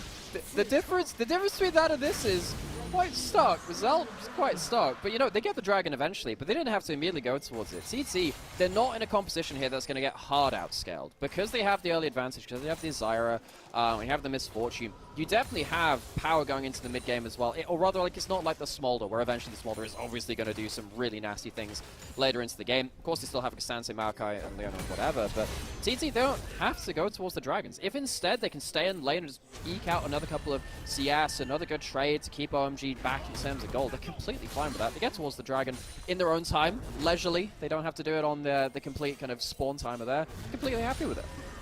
I think that's the most important thing is some of the stability that we're seeing in crop up in places that maybe haven't had some of that stability in recency. But I love to see some of those moments stepping up in the moment that matters the most, in the moment that is your season here, this best of 5 deciding if you are still going to be in contention for 2024, or if we're going to say bye-bye, see you later, and see you in 2025. And I think TT are representing that they want that spot. They want to claim that second ever playoff berth for their organization. And for OMG on the other side, it's look, this team has been up at the very top echelons of the LPL. They've been to international events over their decade plus of time within the LPL and within League of Legends Esports. I love this team from last year, and I've loved a lot of what they can show in this year as well. Angel, third all-pro mid laner from spring. There's, I think, Starry getting that quadra-kill versus BLG in his debut series this spring as well. A lot of these players have had high moments, and this team's had some high moments as well. Splash on that bot side. But OMG are a far cry away from their highest highs right now, and they've tried to rebuild. Credit to them. It is very hard to come off of losing people like Cream, Shanji, and Aki, of course, who've been with them for a very long time. God, it's been so hard for them to just rebuild to a semblance of their former selves. Feather's looking for a double. Oh my goodness, it is picture perfect. And PP God's stop came out way too late there at the end, and you're just going to get the flash play. 1xN comes up big again, and he finds himself now 2 kills up in bot lane over Starry. this has just not been a contest. Whether it's being in lanes or early skirmishes, TT have had the number of OMG. OMG have chosen the wrong fights and they've struggled to get off the ground. I don't know whether we're going to get to see OMG with their strong team fighting later into the game, because I just don't know if they're going to get there. Oh, actually got a nice little play onto Hoya. Still pretty tanky, though. He's going to flash forward, try to get the play here. Hoya going for his own flash to get back over to his team as they were doing grubs. Lock it down, get your windows ready, and get everything, all your supplies, because it's grub again for TT. There we do. The Zerg Rush fully unlocked for Thunder Talk Gaming. And OMG, Harry had a good trade that he might have overstayed. I think he felt that trade a little too much. He doesn't have no flash. No ult. He really wanted that kill, and Hoya not getting it maybe made him a little upsetty spaghetti. He is down as Beituan claims the kill. That could be a big issue too. He is dead for 20 seconds. What's the next wave coming in? Nah, okay, should be okay. So he'll be able to teleport back in time, or someone will be to keep him away from that turret. TT, if they ever get access to a turret now, it's going to be a huge, huge problem. We've already seen that. You know, UCal, 1,000 gold up. Hoya almost died to that solo kill, but didn't, and I was just very happy to be slightly ahead of Harry. Has that Black Cleaver first item spike, and OMG, they're going to get Ziggs onto this tower. That's something. They're getting something out here. Hoya might overstep, but Beitron's coming to the rescue. Oh, they're going to go for the kill into Hoya just outright. They get it for Starry. Stranglethorn coming down, Starry getting low. Angel coming down to match UCal, but UCal has come down with his TP, and now he's behind everything. Gets Starry, flashes out, gets hit back by the Bramble Smash. That's big. There's the full combo onto UCal. Now he's down. 1XN is here to clean it up. And that's the thing about the double marksman comp. You always got to be wary of where the guns lie. And you got 4 of them for TT. They come out all blazing. CT, though, still a little bit behind on the map. They give her the plates in the bot lane. There's Harry staying in that top lane as well. And yes, the kills are kind of mixed between, but getting that kill onto UCal is a shutdown. So OMG, they get time on towers. They stop TT immediately getting onto their towers too. I think actually OMG will win out in the overall map state, despite the fact that the fight didn't look as good potentially as it could have been. Hoya goes down at the first tier. The Ziggs doing Ziggs things. Huge play coming out from Starry. Almost goes down to Beitron. I think maybe Beitron makes a mistake of putting the ult down there. Also misuses maybe a couple of the W seeds as well. He doesn't get any plants in terms of his DPS. But what that means is that the fight becomes really kind of clumped up in a way that TT probably didn't want. You don't have the bullet time at this point, and it does mean that ends up being a 2-for-2 overall, which OMG, behind the game, getting a shutdown and getting plates from that too. They'll absolutely take that. Look at how this early game has gone. This is good for OMG comparative to how the entirety of the first game and a half's gone so far. Everything is good for OMG at this point. And the fact that it went to Angel, getting that little bit of extra gold, trying to get him back in. Yes, you're still behind, but it's at least something. TT going to keep their objective domination so far, though, claiming a second dragon for themselves. And we'll see them adapt towards topside as well for Rift Herald potentially. And as you can see, Tianjuan doesn't have flash, so he can't flash in to die and not steal it this time. See, everything is going on. Everything is there. All the results. Oh, we got a little 1v1 being TP'd on here into a 2v1. Hoya, he pops his dominance. He's trying to assert it here. Angel going to hit the lightning crash, and I don't know. Crocs just don't like electricity. Angel gets the kill.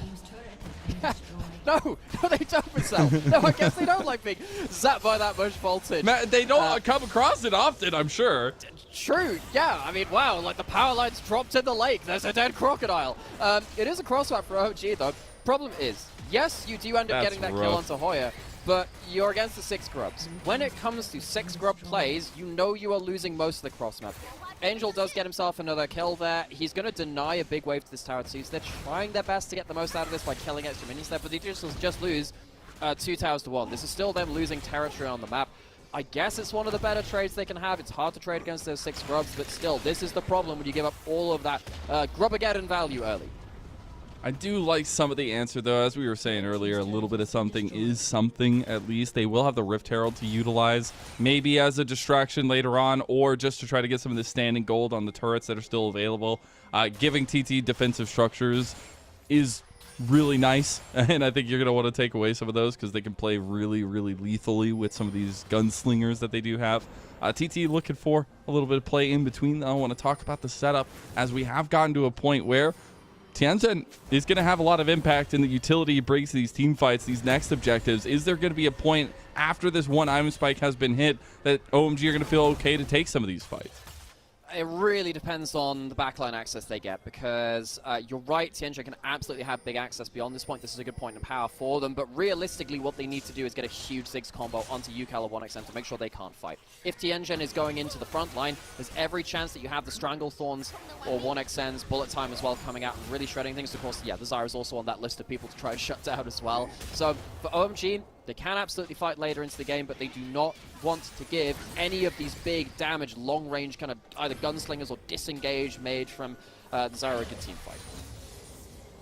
I also think PP God's just got to have his hair on the trigger, hand on the trigger as well, to try to get the bullet time down. There's the TP play from OMG. They got the Nature's Grass coming across as well. Harry has found the angle, but 1xN, bullet time, and there you go. You did not stop what I just said, and TT punish you. Now Harry is there, but Angel still getting kills. Hoya has now made his entrance though, and you're losing bodies left and right. There's no hope left. A quadra kill for UCal.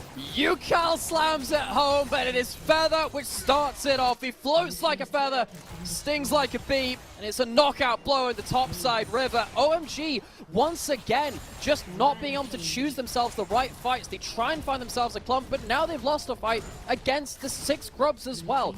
This is the problem with OMG fighting from behind in a game. They chose the wrong fights early into the game, and they don't have the map position, they don't have the gold to walk away with these more mid-game fights just at the start of the mid-game, really past that 15-minute mark.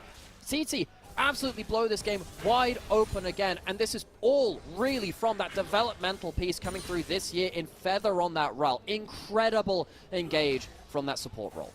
It's been really nice to see. As I said at the beginning, we were coming into this. It's been a pleasure to watch this bot lane grow together. And the fact that PP God cannot stop this bullet time, I mean, Feather just calls it the whole way.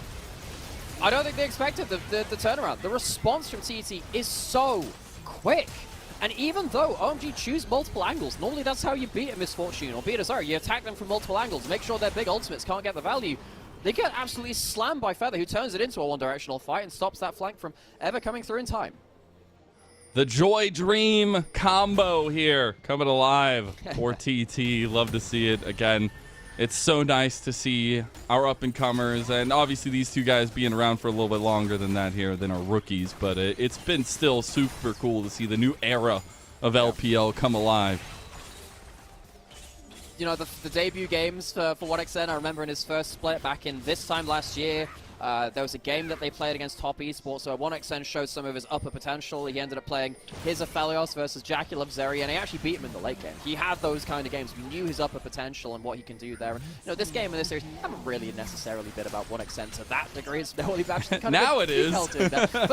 But now it kind of is too. But Feather as well, a player that occasionally had those knockout games, and that's what this team has been trying to get more consistently. We know that Feather can have those occasional fantastic games. They've become less occasional. They've become more regular. And OMG, I thought they were also having those kind of games too, where Tianjin was having those occasional, incredible engage games. But sadly now they're coming up against that one team which stood in their way in the Nirvana group.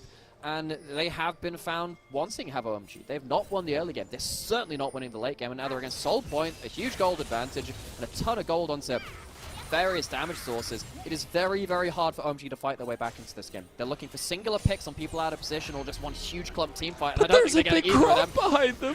Yeah, I think they're getting corralled now. I think their electricity might be out of juice here. Bullet time on the Starry. He's already dead, and the Croc has found him, chomping his jaws under the little Yordle. That's a little snack, but TT want more? No, they're going to move over towards this spawning bear inside of the map. About 5 seconds out from it. Do they just go with one strong hand to put OMG down in the dirt? Zyra. Well, they have Zyra. We know exactly what Zyra can do at 20 minutes. OMG, they're going to push in mid lane. They don't want to lose it. They don't want to lose the turret because the Herald is here. But have they overstayed? Tianjin, he might be in chain danger here. He has to abort. Get away from the tower. You thought I'm going away. Whee! Oh, you thought?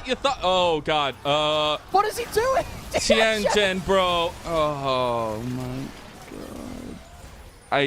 I have no words. So, that's unfortunate, but it is something that happened, and now TT might just have full Otis to go for this Baron. Tianjin revolutionized this team for much of Rumble stage, coming in for Xiaofeng. He has not been it today. He has been blown out in the first game, and in the second one, he is making some pretty poor mistakes too. Tries to go towards that tower, realizes it's not safe, pulls off of it, goes right back towards it. Tianzhen, sadly, that will be... Oh, that was That close. I saw the little yellow icon on the right-hand side and I thought that was a bit of a steal. But yeah, Tianzhen, he's just made so many big mistakes here in the series now. I think it's right to call out some of these moments, and I think to be brass tacks here as we look over this, Tianzhen knows that this is something that could decide his fate in the future. He has not had a stable roster spot. This guy has been switched out. He's been brought back in. He's been switched out. He's been brought back in. I think you have to think about what this guy's future looks like, and you know that these kinds of moments are weighing heavily in his head. Yeah, you know, we've seen Hacker and the Fast and Furious. We've seen many great driving clips from this year so far. That was not one of them. That is how you fail a driving test, folks. That's how you don't get your license. License rescinded.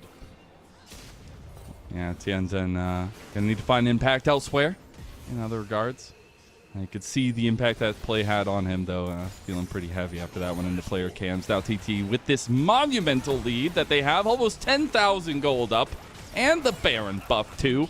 They're looking a little bit regal and in purple here as they crash down in topside. So OMG, are they going to look for another flank teleport? Can they get Harry onto an angle or something like that? Tianzhen's just dying. Something. It's so hard. Tianzhen eats a couple of ultimates, loses that flash. Marco with that flash.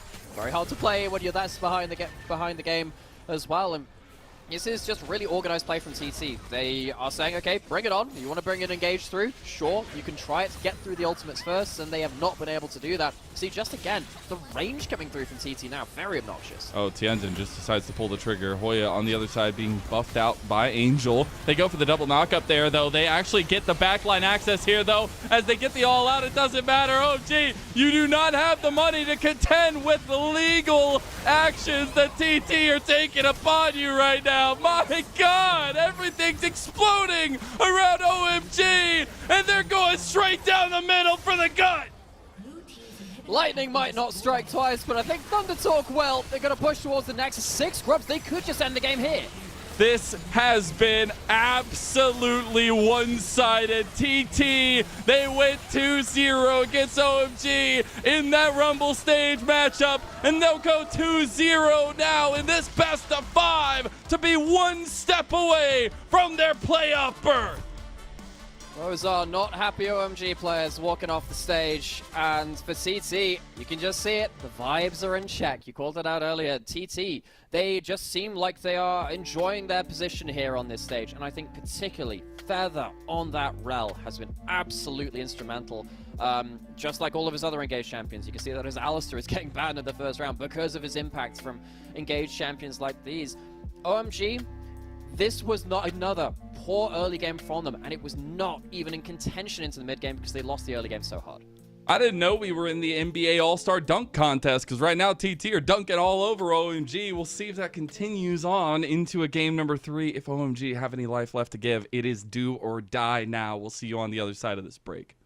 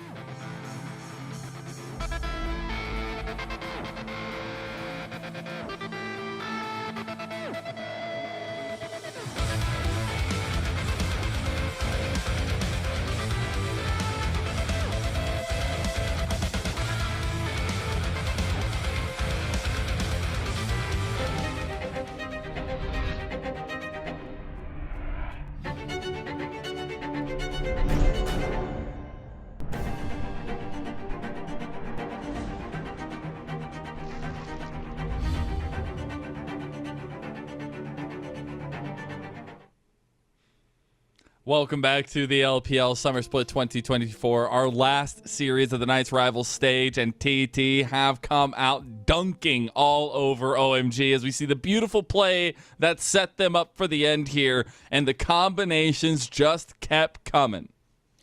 You know, I feel like I should invest in like a frizzy wig or a Van de Graaff machine, or maybe just play some like AC/DC in the background, because OMG have been thunderstruck, well and truly, and it has not been close.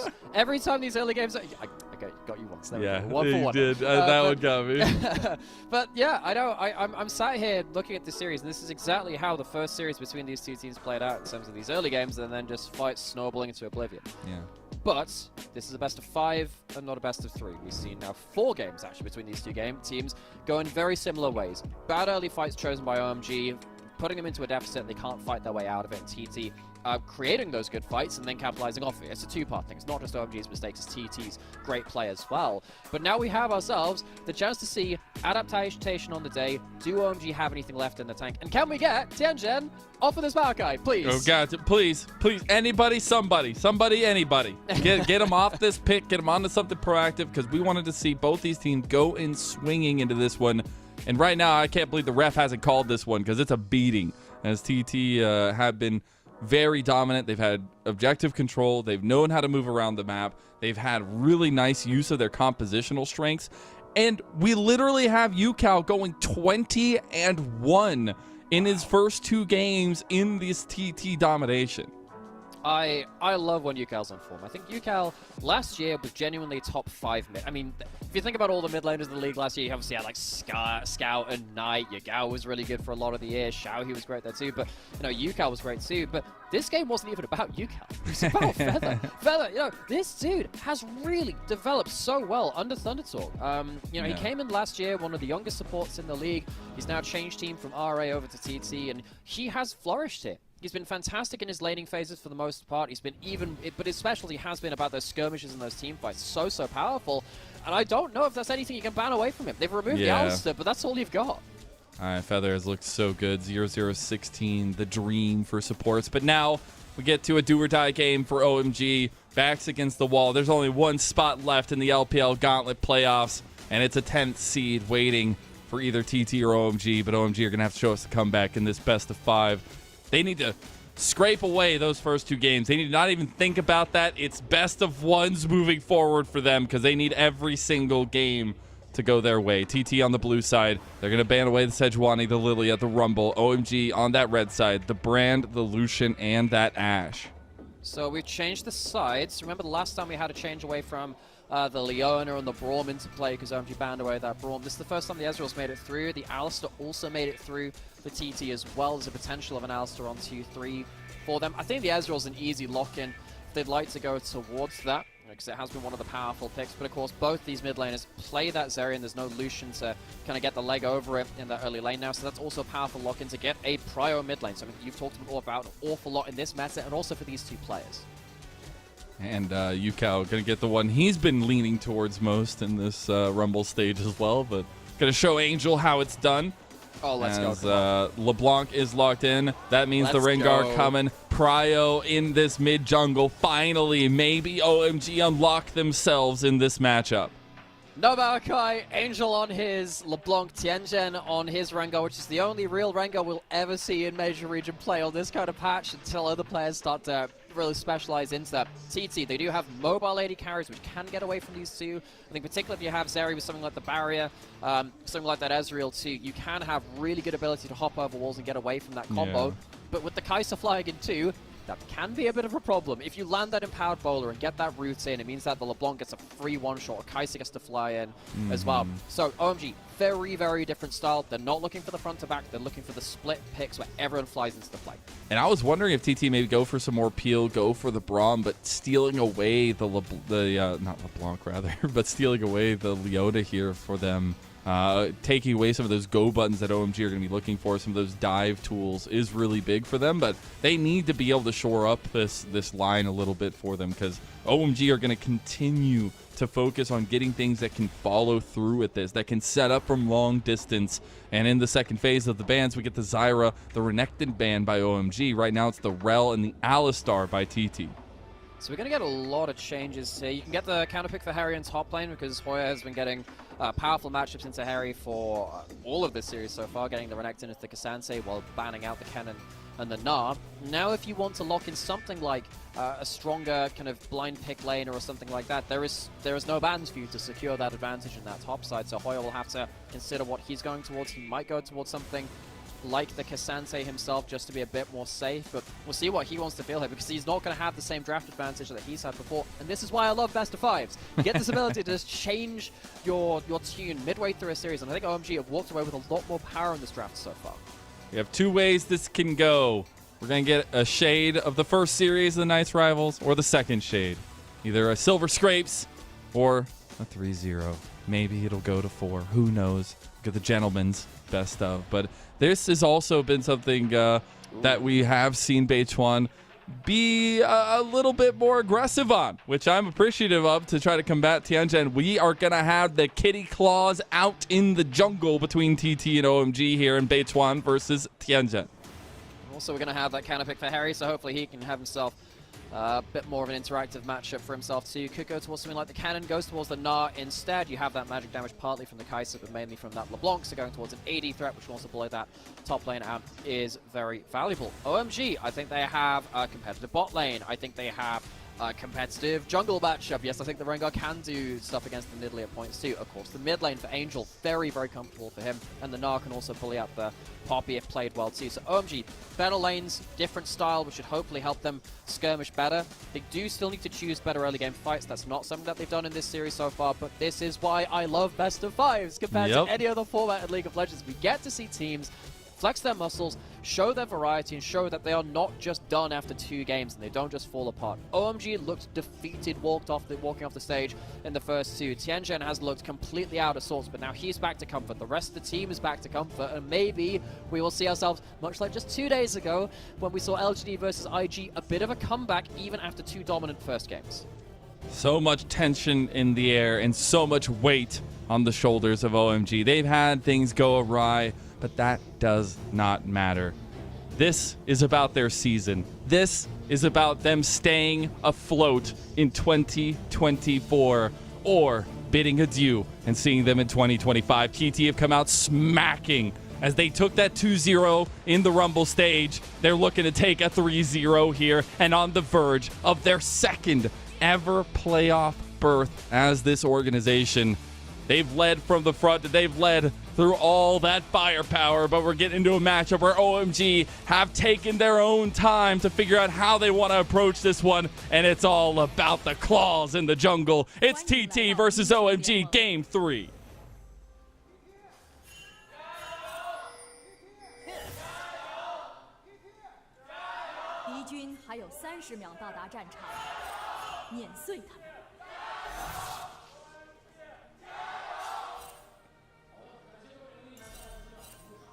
Love to hear. The energy's still there, but it's going to need to be there for OMG.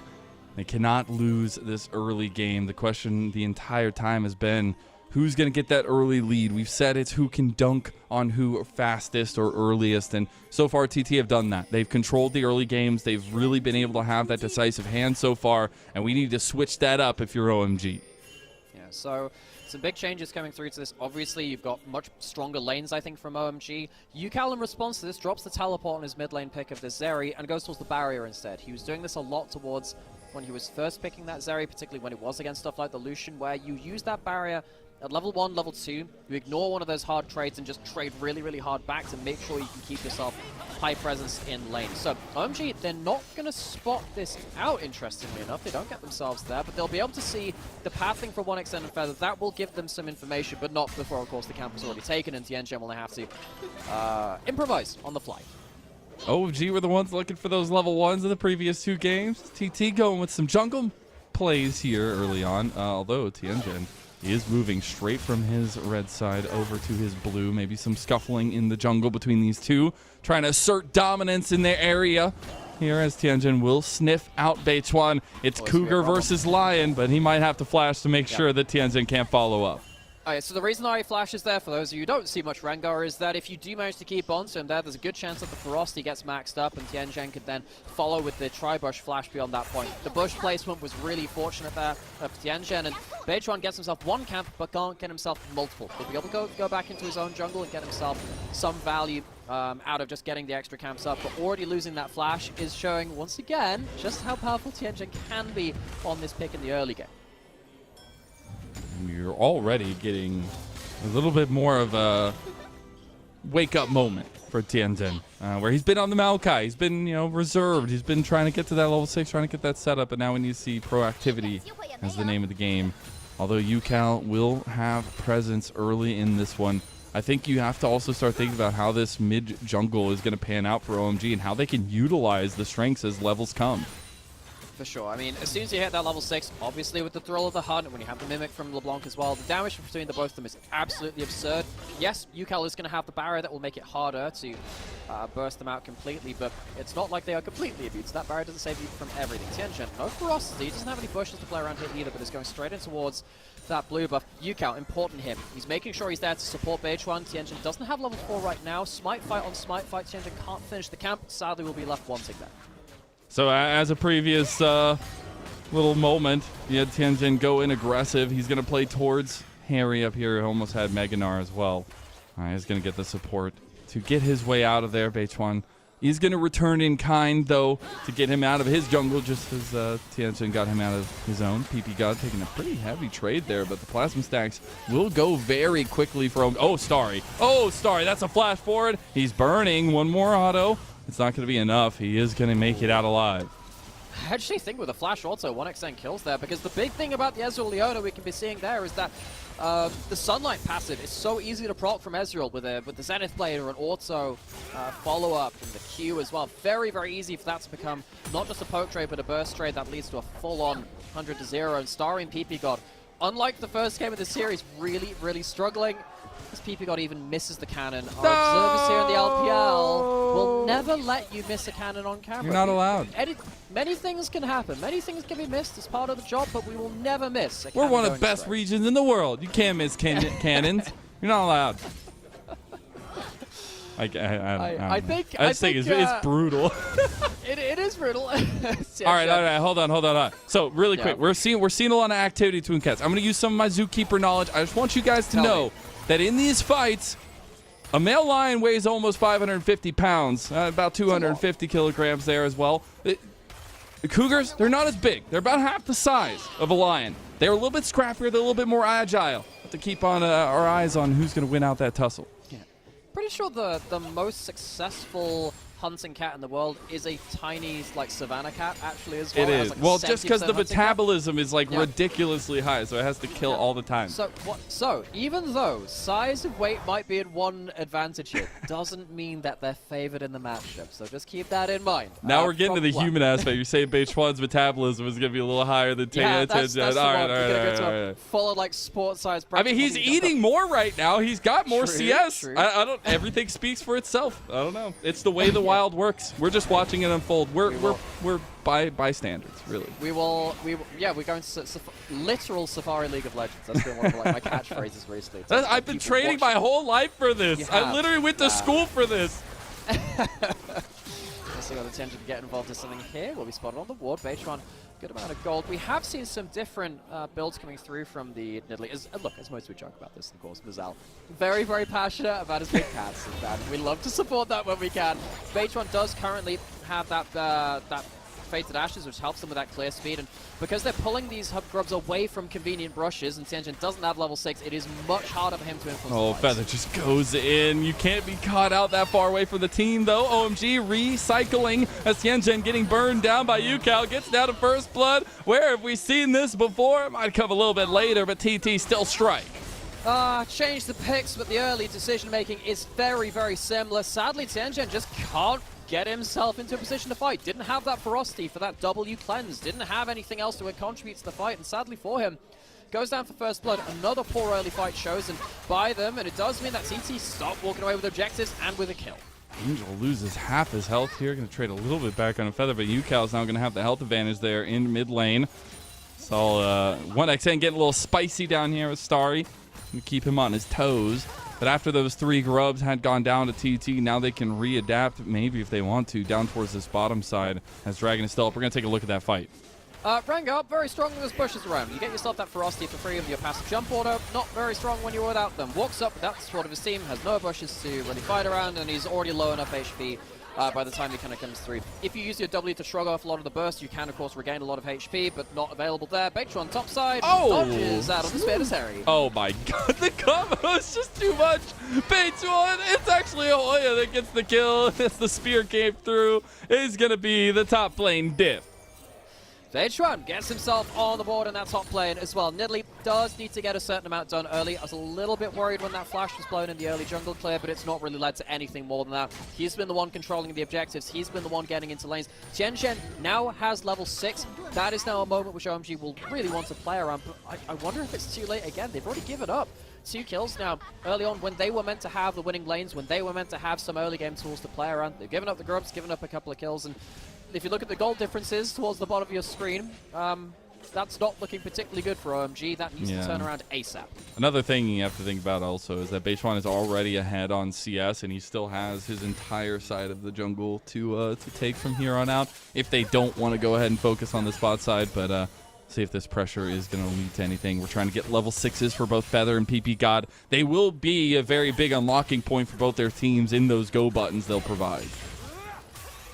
Those go buttons have typically been used much better from TT and even this bot side again. Just the fact that 1xN is winning out in the individual AD carry matchup because of the 2v2s earlier, kind of rolling over into gold advantages, means that Feather has an easier time getting out onto the map because he doesn't have to worry about his bot lane so much. Yeah, there's level 6 from Starry now, has some ability to fight back against the Ezreal with a good enough misstep involved too, but TT, this is easy mode for them. They need to be afraid of the Rengar and the LeBlanc. If they combo up at this level 6, that could be a route in from OMG, but right now, smooth sailing for TT, and they're on track for a similar kind of game to the last 4 that we've seen between OMG. The 2 we saw in the best of 3 and the 2 we've seen today.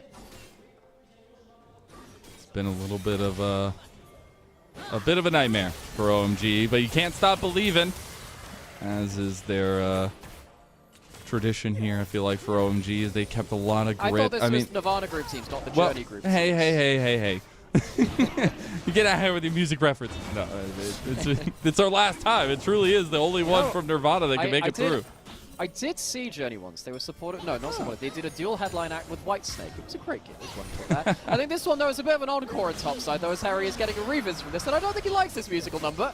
He does have Megador coming up, though. Might have a little bit of play, as that minion will do Harry's work and take the big shot from him. He is going to be just fine on this side of the map, though. The thing is, though, 40 seconds for the next spawn of grubs. OMG want to try to deny this setup. They already got the dragon, so they got that stacking for them, but now it's about trying to stop the 6 grubs. Yeah, you've heard of 30 seconds to Miles, now get ready for 30 seconds to grubs. Yeah, well, whatever. Hey, that works. That works. Yeah, I like it. All right, yeah. Tianzhen and Angel, of course, very, very powerful at this point, and TT do need to be careful with their vision control. They just gave up some wards in their own jungle. That can be a bit of an issue if you're now suddenly just Nidalee walking alone through the jungle. You can't be the one that's pounced on first. I think both these junglers, taking after animals which are ambush predators in some degree, you don't want to be the person who's caught out first. You need that vision control to be going with you. That's why I'm really looking at Feather and Baitron walking together with their double sweepers currently on cooldown right now, but just defending each other and making sure there's no easy entrance into that first play. This is hard, though, because Leandri's has already been completed by Baitron, provided from his CS differential that he's had. It's leading to 4 grubs already taken by TT. They need to be a little careful. They're on vision here. They realize they got what they came for. They're going to have the might spawning here, and OMG move in to try to clear out the last 2. And what's happening here is OMG, they have the bushes better now. Tianzhen has his ferocity. Keeper's verdict. Tianzhen is out of there. Now OMG 3v4 here, trying to stop the grubs from being taken by TT. They want to get to 5. Tianzhen's going to be able to come over with the blast cone, is rejoining the fight. A spear connects. Grub is getting low. OMG going in. Flashes on both sides. Tianzhen going forward, but the grub secured by TT. Now it's PP Gun making the difference, but it's a TT big moment. A Duke out with all that AoE damage. Finds himself 2, and he truly is showing Angel who's boss in that mid lane, as it's 5-0 for TT. And where have we seen this before? Every other game of this series, Mazel, we've seen it every other game. UCal gets on the board again from one of these early fights. It is through the hard work of his team. TT have been far better at finding their angles, far better at entering these early fights. And OMG, they're 5-0 when they have the early game tools, when they had the power of this Rengar LeBlanc level 6. They don't enter the fight in a particularly powerful way. You can see right here, this is after Tianjin was ejected from the early fight, but he's already used his ultimate. He can't get in there, and he goes forwards, but it's completely disconnected. He gets, what, a third of the HP off of Beitron. PP Gold gets stopped by his W, gets onto UCal, but there's no knock up there, and then suddenly the fight just becomes about the extra move speed, the extra rundown potential from TT coming out top. So OMG, this is such a sorry state to see them in. They have fought so much better than this across the summer split. This has not been their best showing in their best of 5, and they are now running out of any opportunity to showcase what they can do beyond this point. It is a best of 5. You have those times to, that time to stop and adapt and see if you can overcome the first couple of games of a series if they don't go against you, but the time is now really running short. And the journey for this OMG roster after going wholeheartedly into the sink in that placement stage, right? Like, they were not able to find that series win. To then go into the Rumble stage and go 6-1, to only fall to TT, and then to meet them in a do-or-die series and just have no answers. It feels heartbreaking for OMG, but so joyous for TT, who have answered the call, have answered the moment, and are looking for that spot in the playoffs. This is why I love these elimination best of 5s. You know, this is the first time we're doing this in the LPL with the Knights Rivals stage, but seeing another 3 best of 5s of elimination value for these teams, it is so cool to see this kind of high-tension League of Legends. And no, it's not always going to be completely flawless. We've seen mistakes from both these teams in this series, but that's almost secondary to me, the fact that it means so much to these teams. And for TT, fighting for their second ever playoffs, particularly for UCal as we've called out, it means an awful lot as the banner bearer for this team and the main carry throughout a lot of these last 2 years of play is so huge for them. And to go through OMG, a team with so much history and the team which did finish first in the Nirvana group, I think they will have proved that they absolutely deserve to be there. They have had definitely some low moments. If you look back towards the group stage, it is not the same team as the one you are seeing here today. They have evolved beyond that. I think they really have just deserved this level of recognition, and the fact that they're showing this kind of gameplay here, it will make for a very interesting matchup. The winner of this series goes up against Fun plus Phoenix in the first round of playoffs, and I hope what TT can, if they do make it through from this game, can keep up this level of form and see whether they can take it to them as well. Have a couple plays have been set up here. There is the Dragon coming up on the table. Rift Herald in tow for Beituan. Could look at cracking some of this outer turret gold going down. Try to get first turret for TT. OMG themselves, they're looking at play on top side, bringing Tianzhen and PP got over. Hoya feels like he knows something might be going on here. As Angel, they might perhaps. They actually get the Keeper's Verdict out on the quickness up PP God. So they immediately back because the Rift Herald play has been spawned bot side, which the first turret had already been taken down. Now they're crashing onto a tier 2 down there. And Tianjin, he's popped everything with the Thrill of the Hunt to try to get 1xN, but Feather is over here trying to deny him. Tianjin, he's being denied everything as 1xN guns him down. The step up from this man has been insane.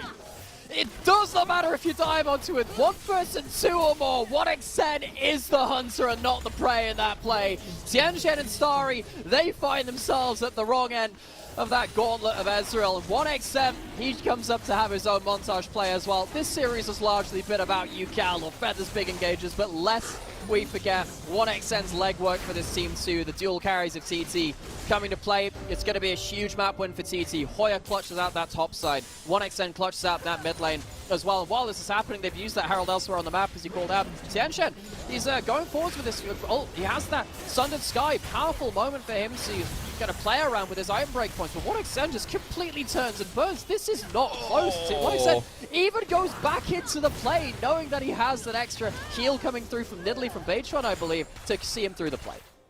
1xN. Oh my goodness. What a setup. And it's not OMG I'm talking about.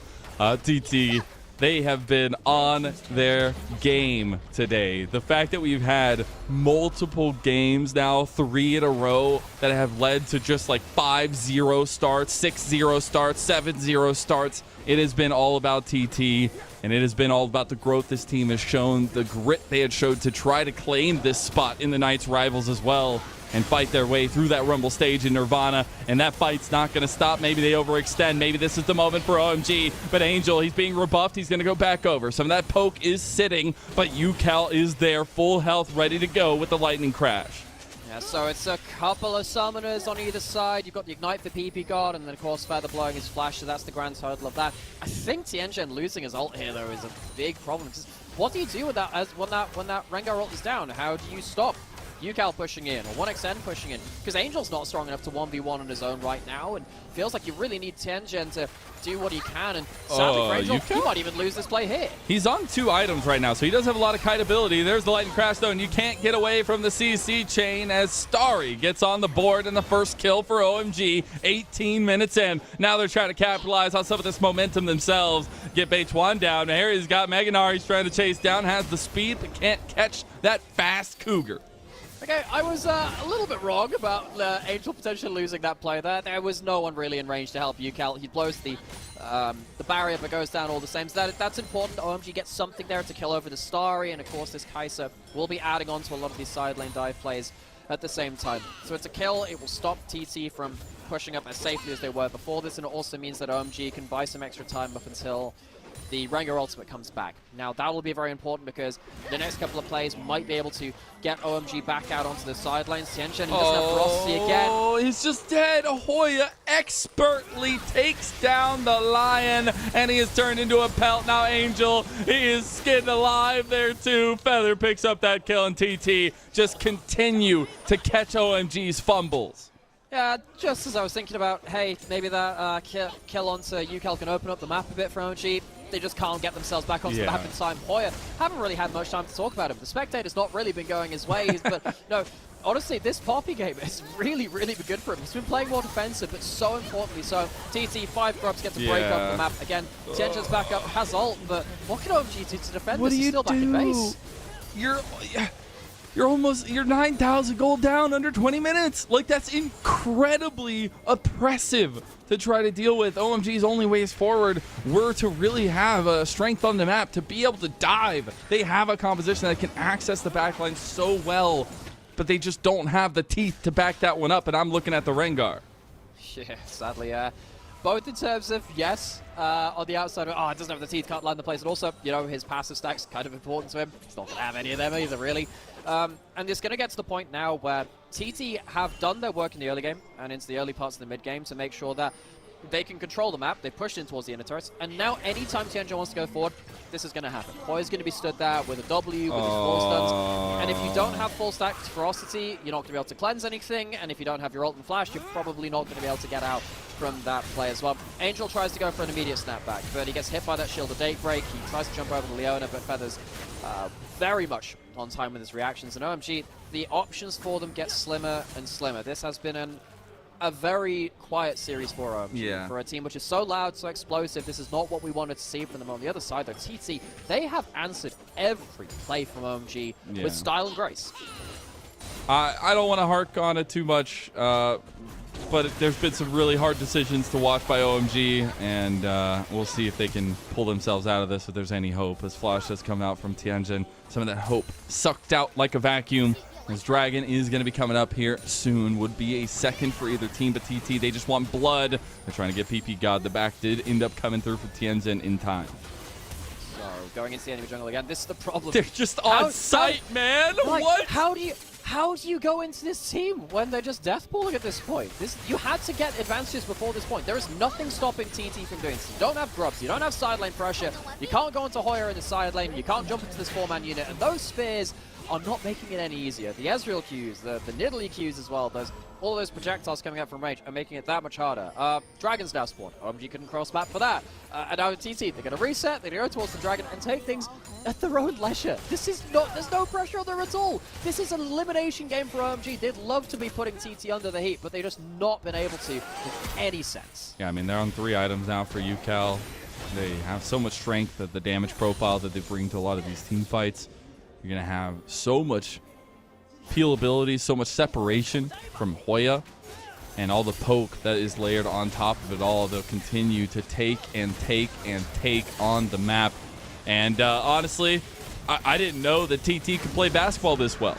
They are absolutely dunking on OMG, and that was the big conversation. Like, that is why we set that up so heavily coming into this one, is because we knew both these teams loved to take control early and use that control to springboard themselves forward. But there's only been one team dunking, and it's TT.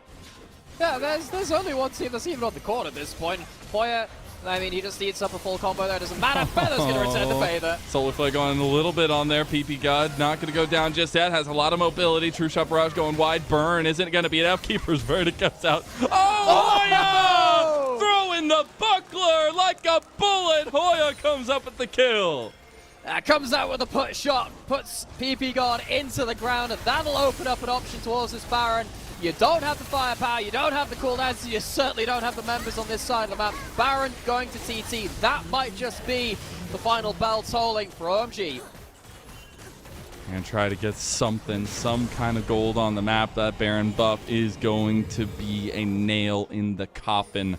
Can't even get that much in the side lanes either, and they're going to try to push down as much as possible. Saving graces, OMG will have a little bit of time in between. Maybe they're trying to make a play on the 1xN as he overextends a little bit. He is the Ezreal, though. Void Seeker going a little bit wide. Sorry, try to be cheeky with it. I was a little bit worried that, look, at the end of the day, still a 2-item Kai'Sa. You weren't quite at full HP. If that had hit, that could have been something back in for OMG. Nothing's coming off OMG's way, is it? Like, nothing they try has managed to land on target. No, none of their big map moments are really coming up with anything. They do get themselves a turret for all this side of the play, but this is, going back to this replay, you can see that Angel tries to go for another hero play. Angel has been trying to go for these big individual plays time after time. None of them have worked out this series. None of them at all. This would be such a sad series for Angel to go off with, and Hoya, he's been the one making those stylish plays himself. He was on the weak side. He does not care anymore, though. He's left the weak side. There's now the strong front line team fight. Yeah, I mean, hey, just throw your shield at him a couple more times, why don't you? We got the Baron Siege aplenty here. OMG on their last breaths. We've had such short games. It was just over 25. It was just over 23. And now we're looking to end here now as OMG, their belief is being thrown to the wind. We ask who dunks on who first. And OMG, they need to defend their legacy. They have one more chance to stop TT dunking all over them. And OMG, they are left wanting as they defend their playoff legacy. They get posterized by the Thunder Gods. As for the second time in their history, TT will make it to playoffs. Thunder Talk, don't just talk the talk, they thunder walk the walk as well. This was domination from TT. OMG with the first place team out of the Nirvana group, but they only lost to one team, and they'll lose to them again here. TT, by far the better team on the day. I'm sad to say I don't think this is the best we've seen out of OMG. I think Tianzhen was really left in a poor point for him. And sadly for this team, that'll be the last we see of OMG now in 2024. I think particularly for Angel, this will be a sore spot as a player that had done an awful lot of work. But at his opposite number here, UCal, it would have been so sad to not see him progress further as well. TT will go on to face Fun plus Phoenix in the first round of playoffs in their own side of the bracket for the LPL playoffs. And I think UCal has absolutely deserved it. He has had some very low moments in Summit, but he's had now some moments like this in this series too, where he's absolutely ran away with the game. However, unlike some iterations of Thunder Talk in the past, this is not about one player, this isn't about UCal or about 1xN, it has been a team effort. This was a role-for-role domination across the Rift today. It truly was, and TT showed that when they are able to rise to the occasion, when they're able to face off against OMG, they come away with everything they could ever want. Now, 5-0 over these last two stages against the team, and they definitely had their number. OMG, we bid them adieu. It is sad. You have to question what happens to this team, where these pieces go, especially what happens to Tianzhen after this one, but I think we have to put all that praise on TT, the rise to the moment. Every piece actually finding different pieces of success. We got the base one, Ivern coming in. We got a couple different looks from them, but the centerpiece the whole time is, again, them perfectly using that mid lane prio that UCal was able to find time and time again against Angel and lean that into the base one, into the feather roams, and get that into success. Yeah, I think more than any other time in TT in this kind of era of history for them, this is a team effort. It's a unit working together. I think in the past, I think in 2023, a lot of it was the UCal show. UCal will carry, and you just hope for that every game. And honestly, that worked out quite well for them. Weirdly, UCal was just that good. Back particularly in last year. Then 1xN came into the roster. This LDL hotshot AD carry, and he has done magnificent things for this team. And we've traded off carry performances between the two of them. I think now this is the time where you can really start to respect TT as an overall unit, though. Feather, incredible team fights, incredible ability to have those snap engages. I think that Beichuan is one of these players, like, so I think it's been, Beichuan and Hacker, I think that a load of other players like that too have really stepped to the plate with the AP junglers. I think he's done well at that. Beichuan has still shown some of his versatility too. Yes, the Ivan did come out, and that's not something that has ever really been an LPL staple. We're seeing it from more and more players now. Weiwei's picked it up, Tien's picked it up. We've got Beichuan playing his first game of it, I believe, in his career as well now, today. And, you know, we've not even mentioned someone like Hoya. I think Hoya, he was a player that was just kind of a bit of a role player before, and he was just kind of sat there playing the Renekton over and over, and he wasn't that impressive. I think with his weak side play today, his Poppy was clutch today. The Poppy was huge. If the Poppy didn't have that kind of impact, then maybe we would have had those insane Rakan, LeBlanc, Kaiser Rengar dash into the backline kind of big plays. That didn't happen. Hoya had his, you know, his buckler and death moment as well with that montage play. I think for me, Hoya walks away with MVP from Game 3 as well. And it was an incredible weak side play from him too. I think he was pivotal to how this played. And this is the most, we just keep coming back in multiple ways to say the same thing. TT is not a 1 or 2 person team anymore. It is a full 5-man unit, which are actually playing pretty good League of Legends right now, and I can't wait to see them against FPX. I hope it's a good series there too. I hope so as well. That fast-paced early game from them has been really nice to watch, but they also showed a little bit of that flexibility today. And I still have to think of like what UCal's KDA looks like all together across all 3 games. I mean, he's got to be pushing it. I think he only died twice in the whole series. But yeah, I mean, we'll see who gets MVP for that one. I think, again, the holistic performance from TT was really nice to see in a pivotal setup. They have a long road ahead of them. They have a lot of best of 5s ahead of them, but the fact that they got here, the fact that we do see the comeuppance, I guess, if you can say, for TT, when they've been struggling to find that for so long. Yeah, so TT will be the only Nirvana group into the playoffs. We knew that one of them had to make it. There was a close shout for IG versus LGD, but sadly that was not to be. 5 games went to LGD, and then of course RA were really just blasted out of the water in the day after versus NIP as well. We have our first round matchups confirmed now for the playoffs. It will be NIP versus LGD on one side of the bracket, and FPX versus Thunder Talk on the other side as well due to today's results. This has been a fun little part of the tournament.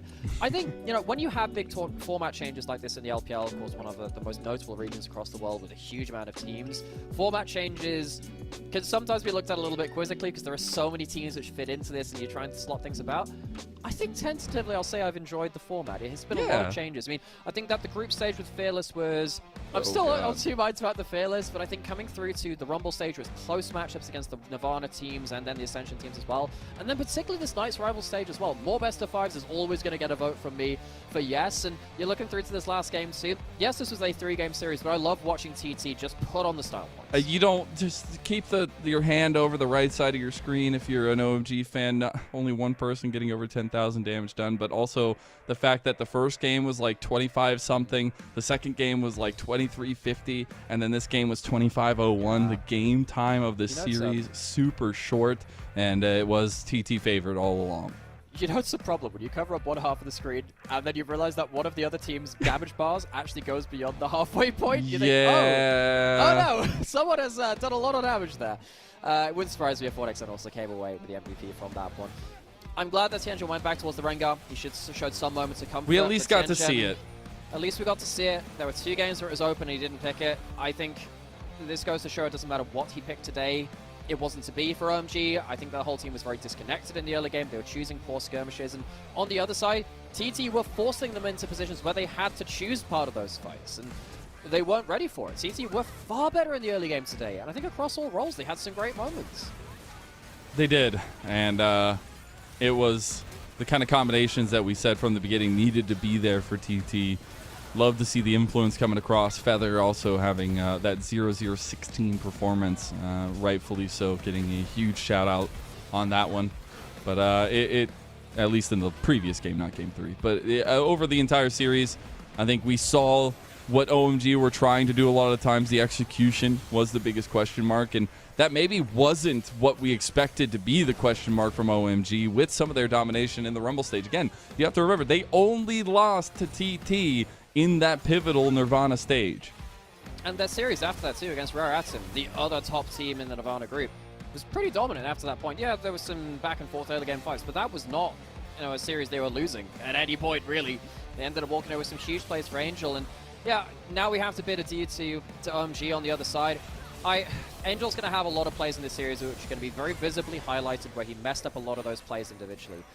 Most of this split, most of this year, they were working out for him, and he was put into a position where I think the whole team was looking for someone to make that play because the early game had gone away from them.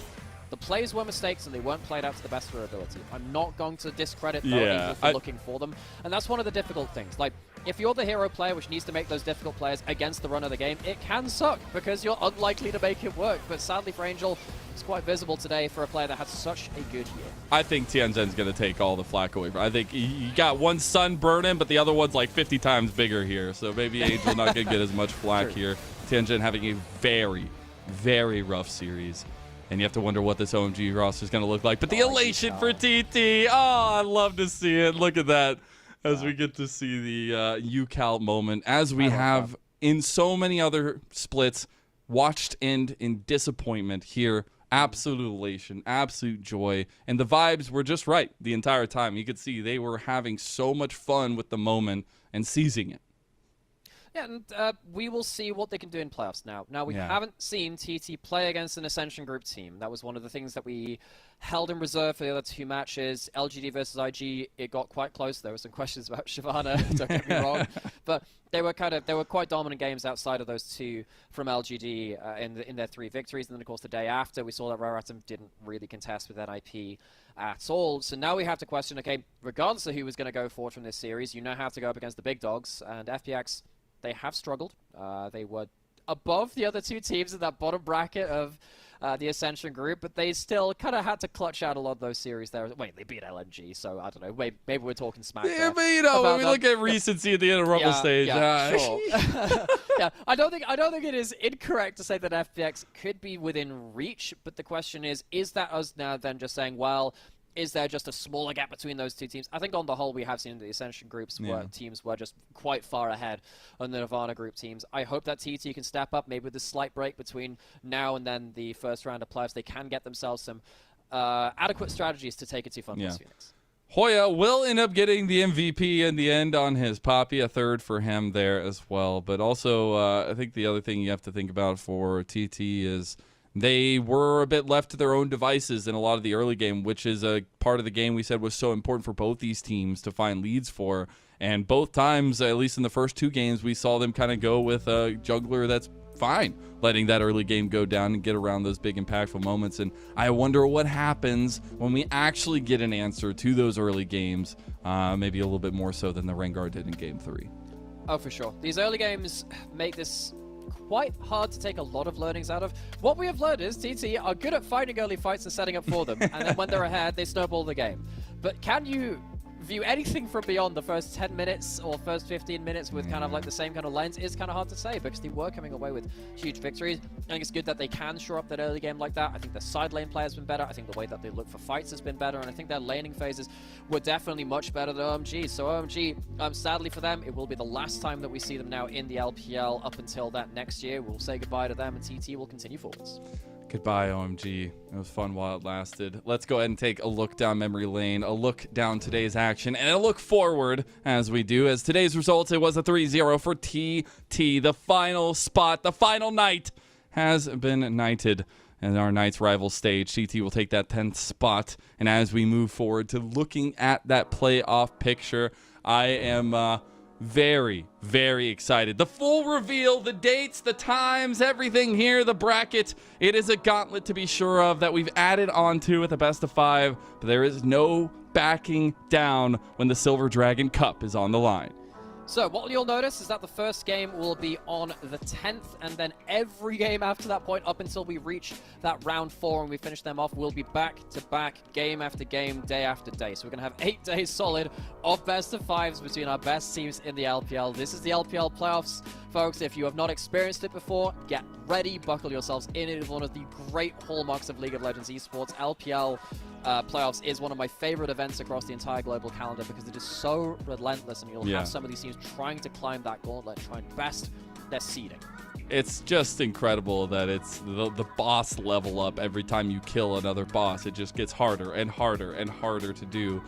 Also, the fact that we have LGD and TT in these playoffs, it's a changing of the moment. It's incredible to see some of these maybe teams that have been it's incredible to see some of these teams that maybe aren't as much in the spotlight here take some of those pole positions and show us what they can get in that first round. But what a way to end our Knights Rivals stage. We had 2 3-0s, but we did have 1 Silver Scrapes to kick it off. It was a lot of fun. Nightmare, quickly, any thoughts, takeaways before we go into playoffs just in some days' times?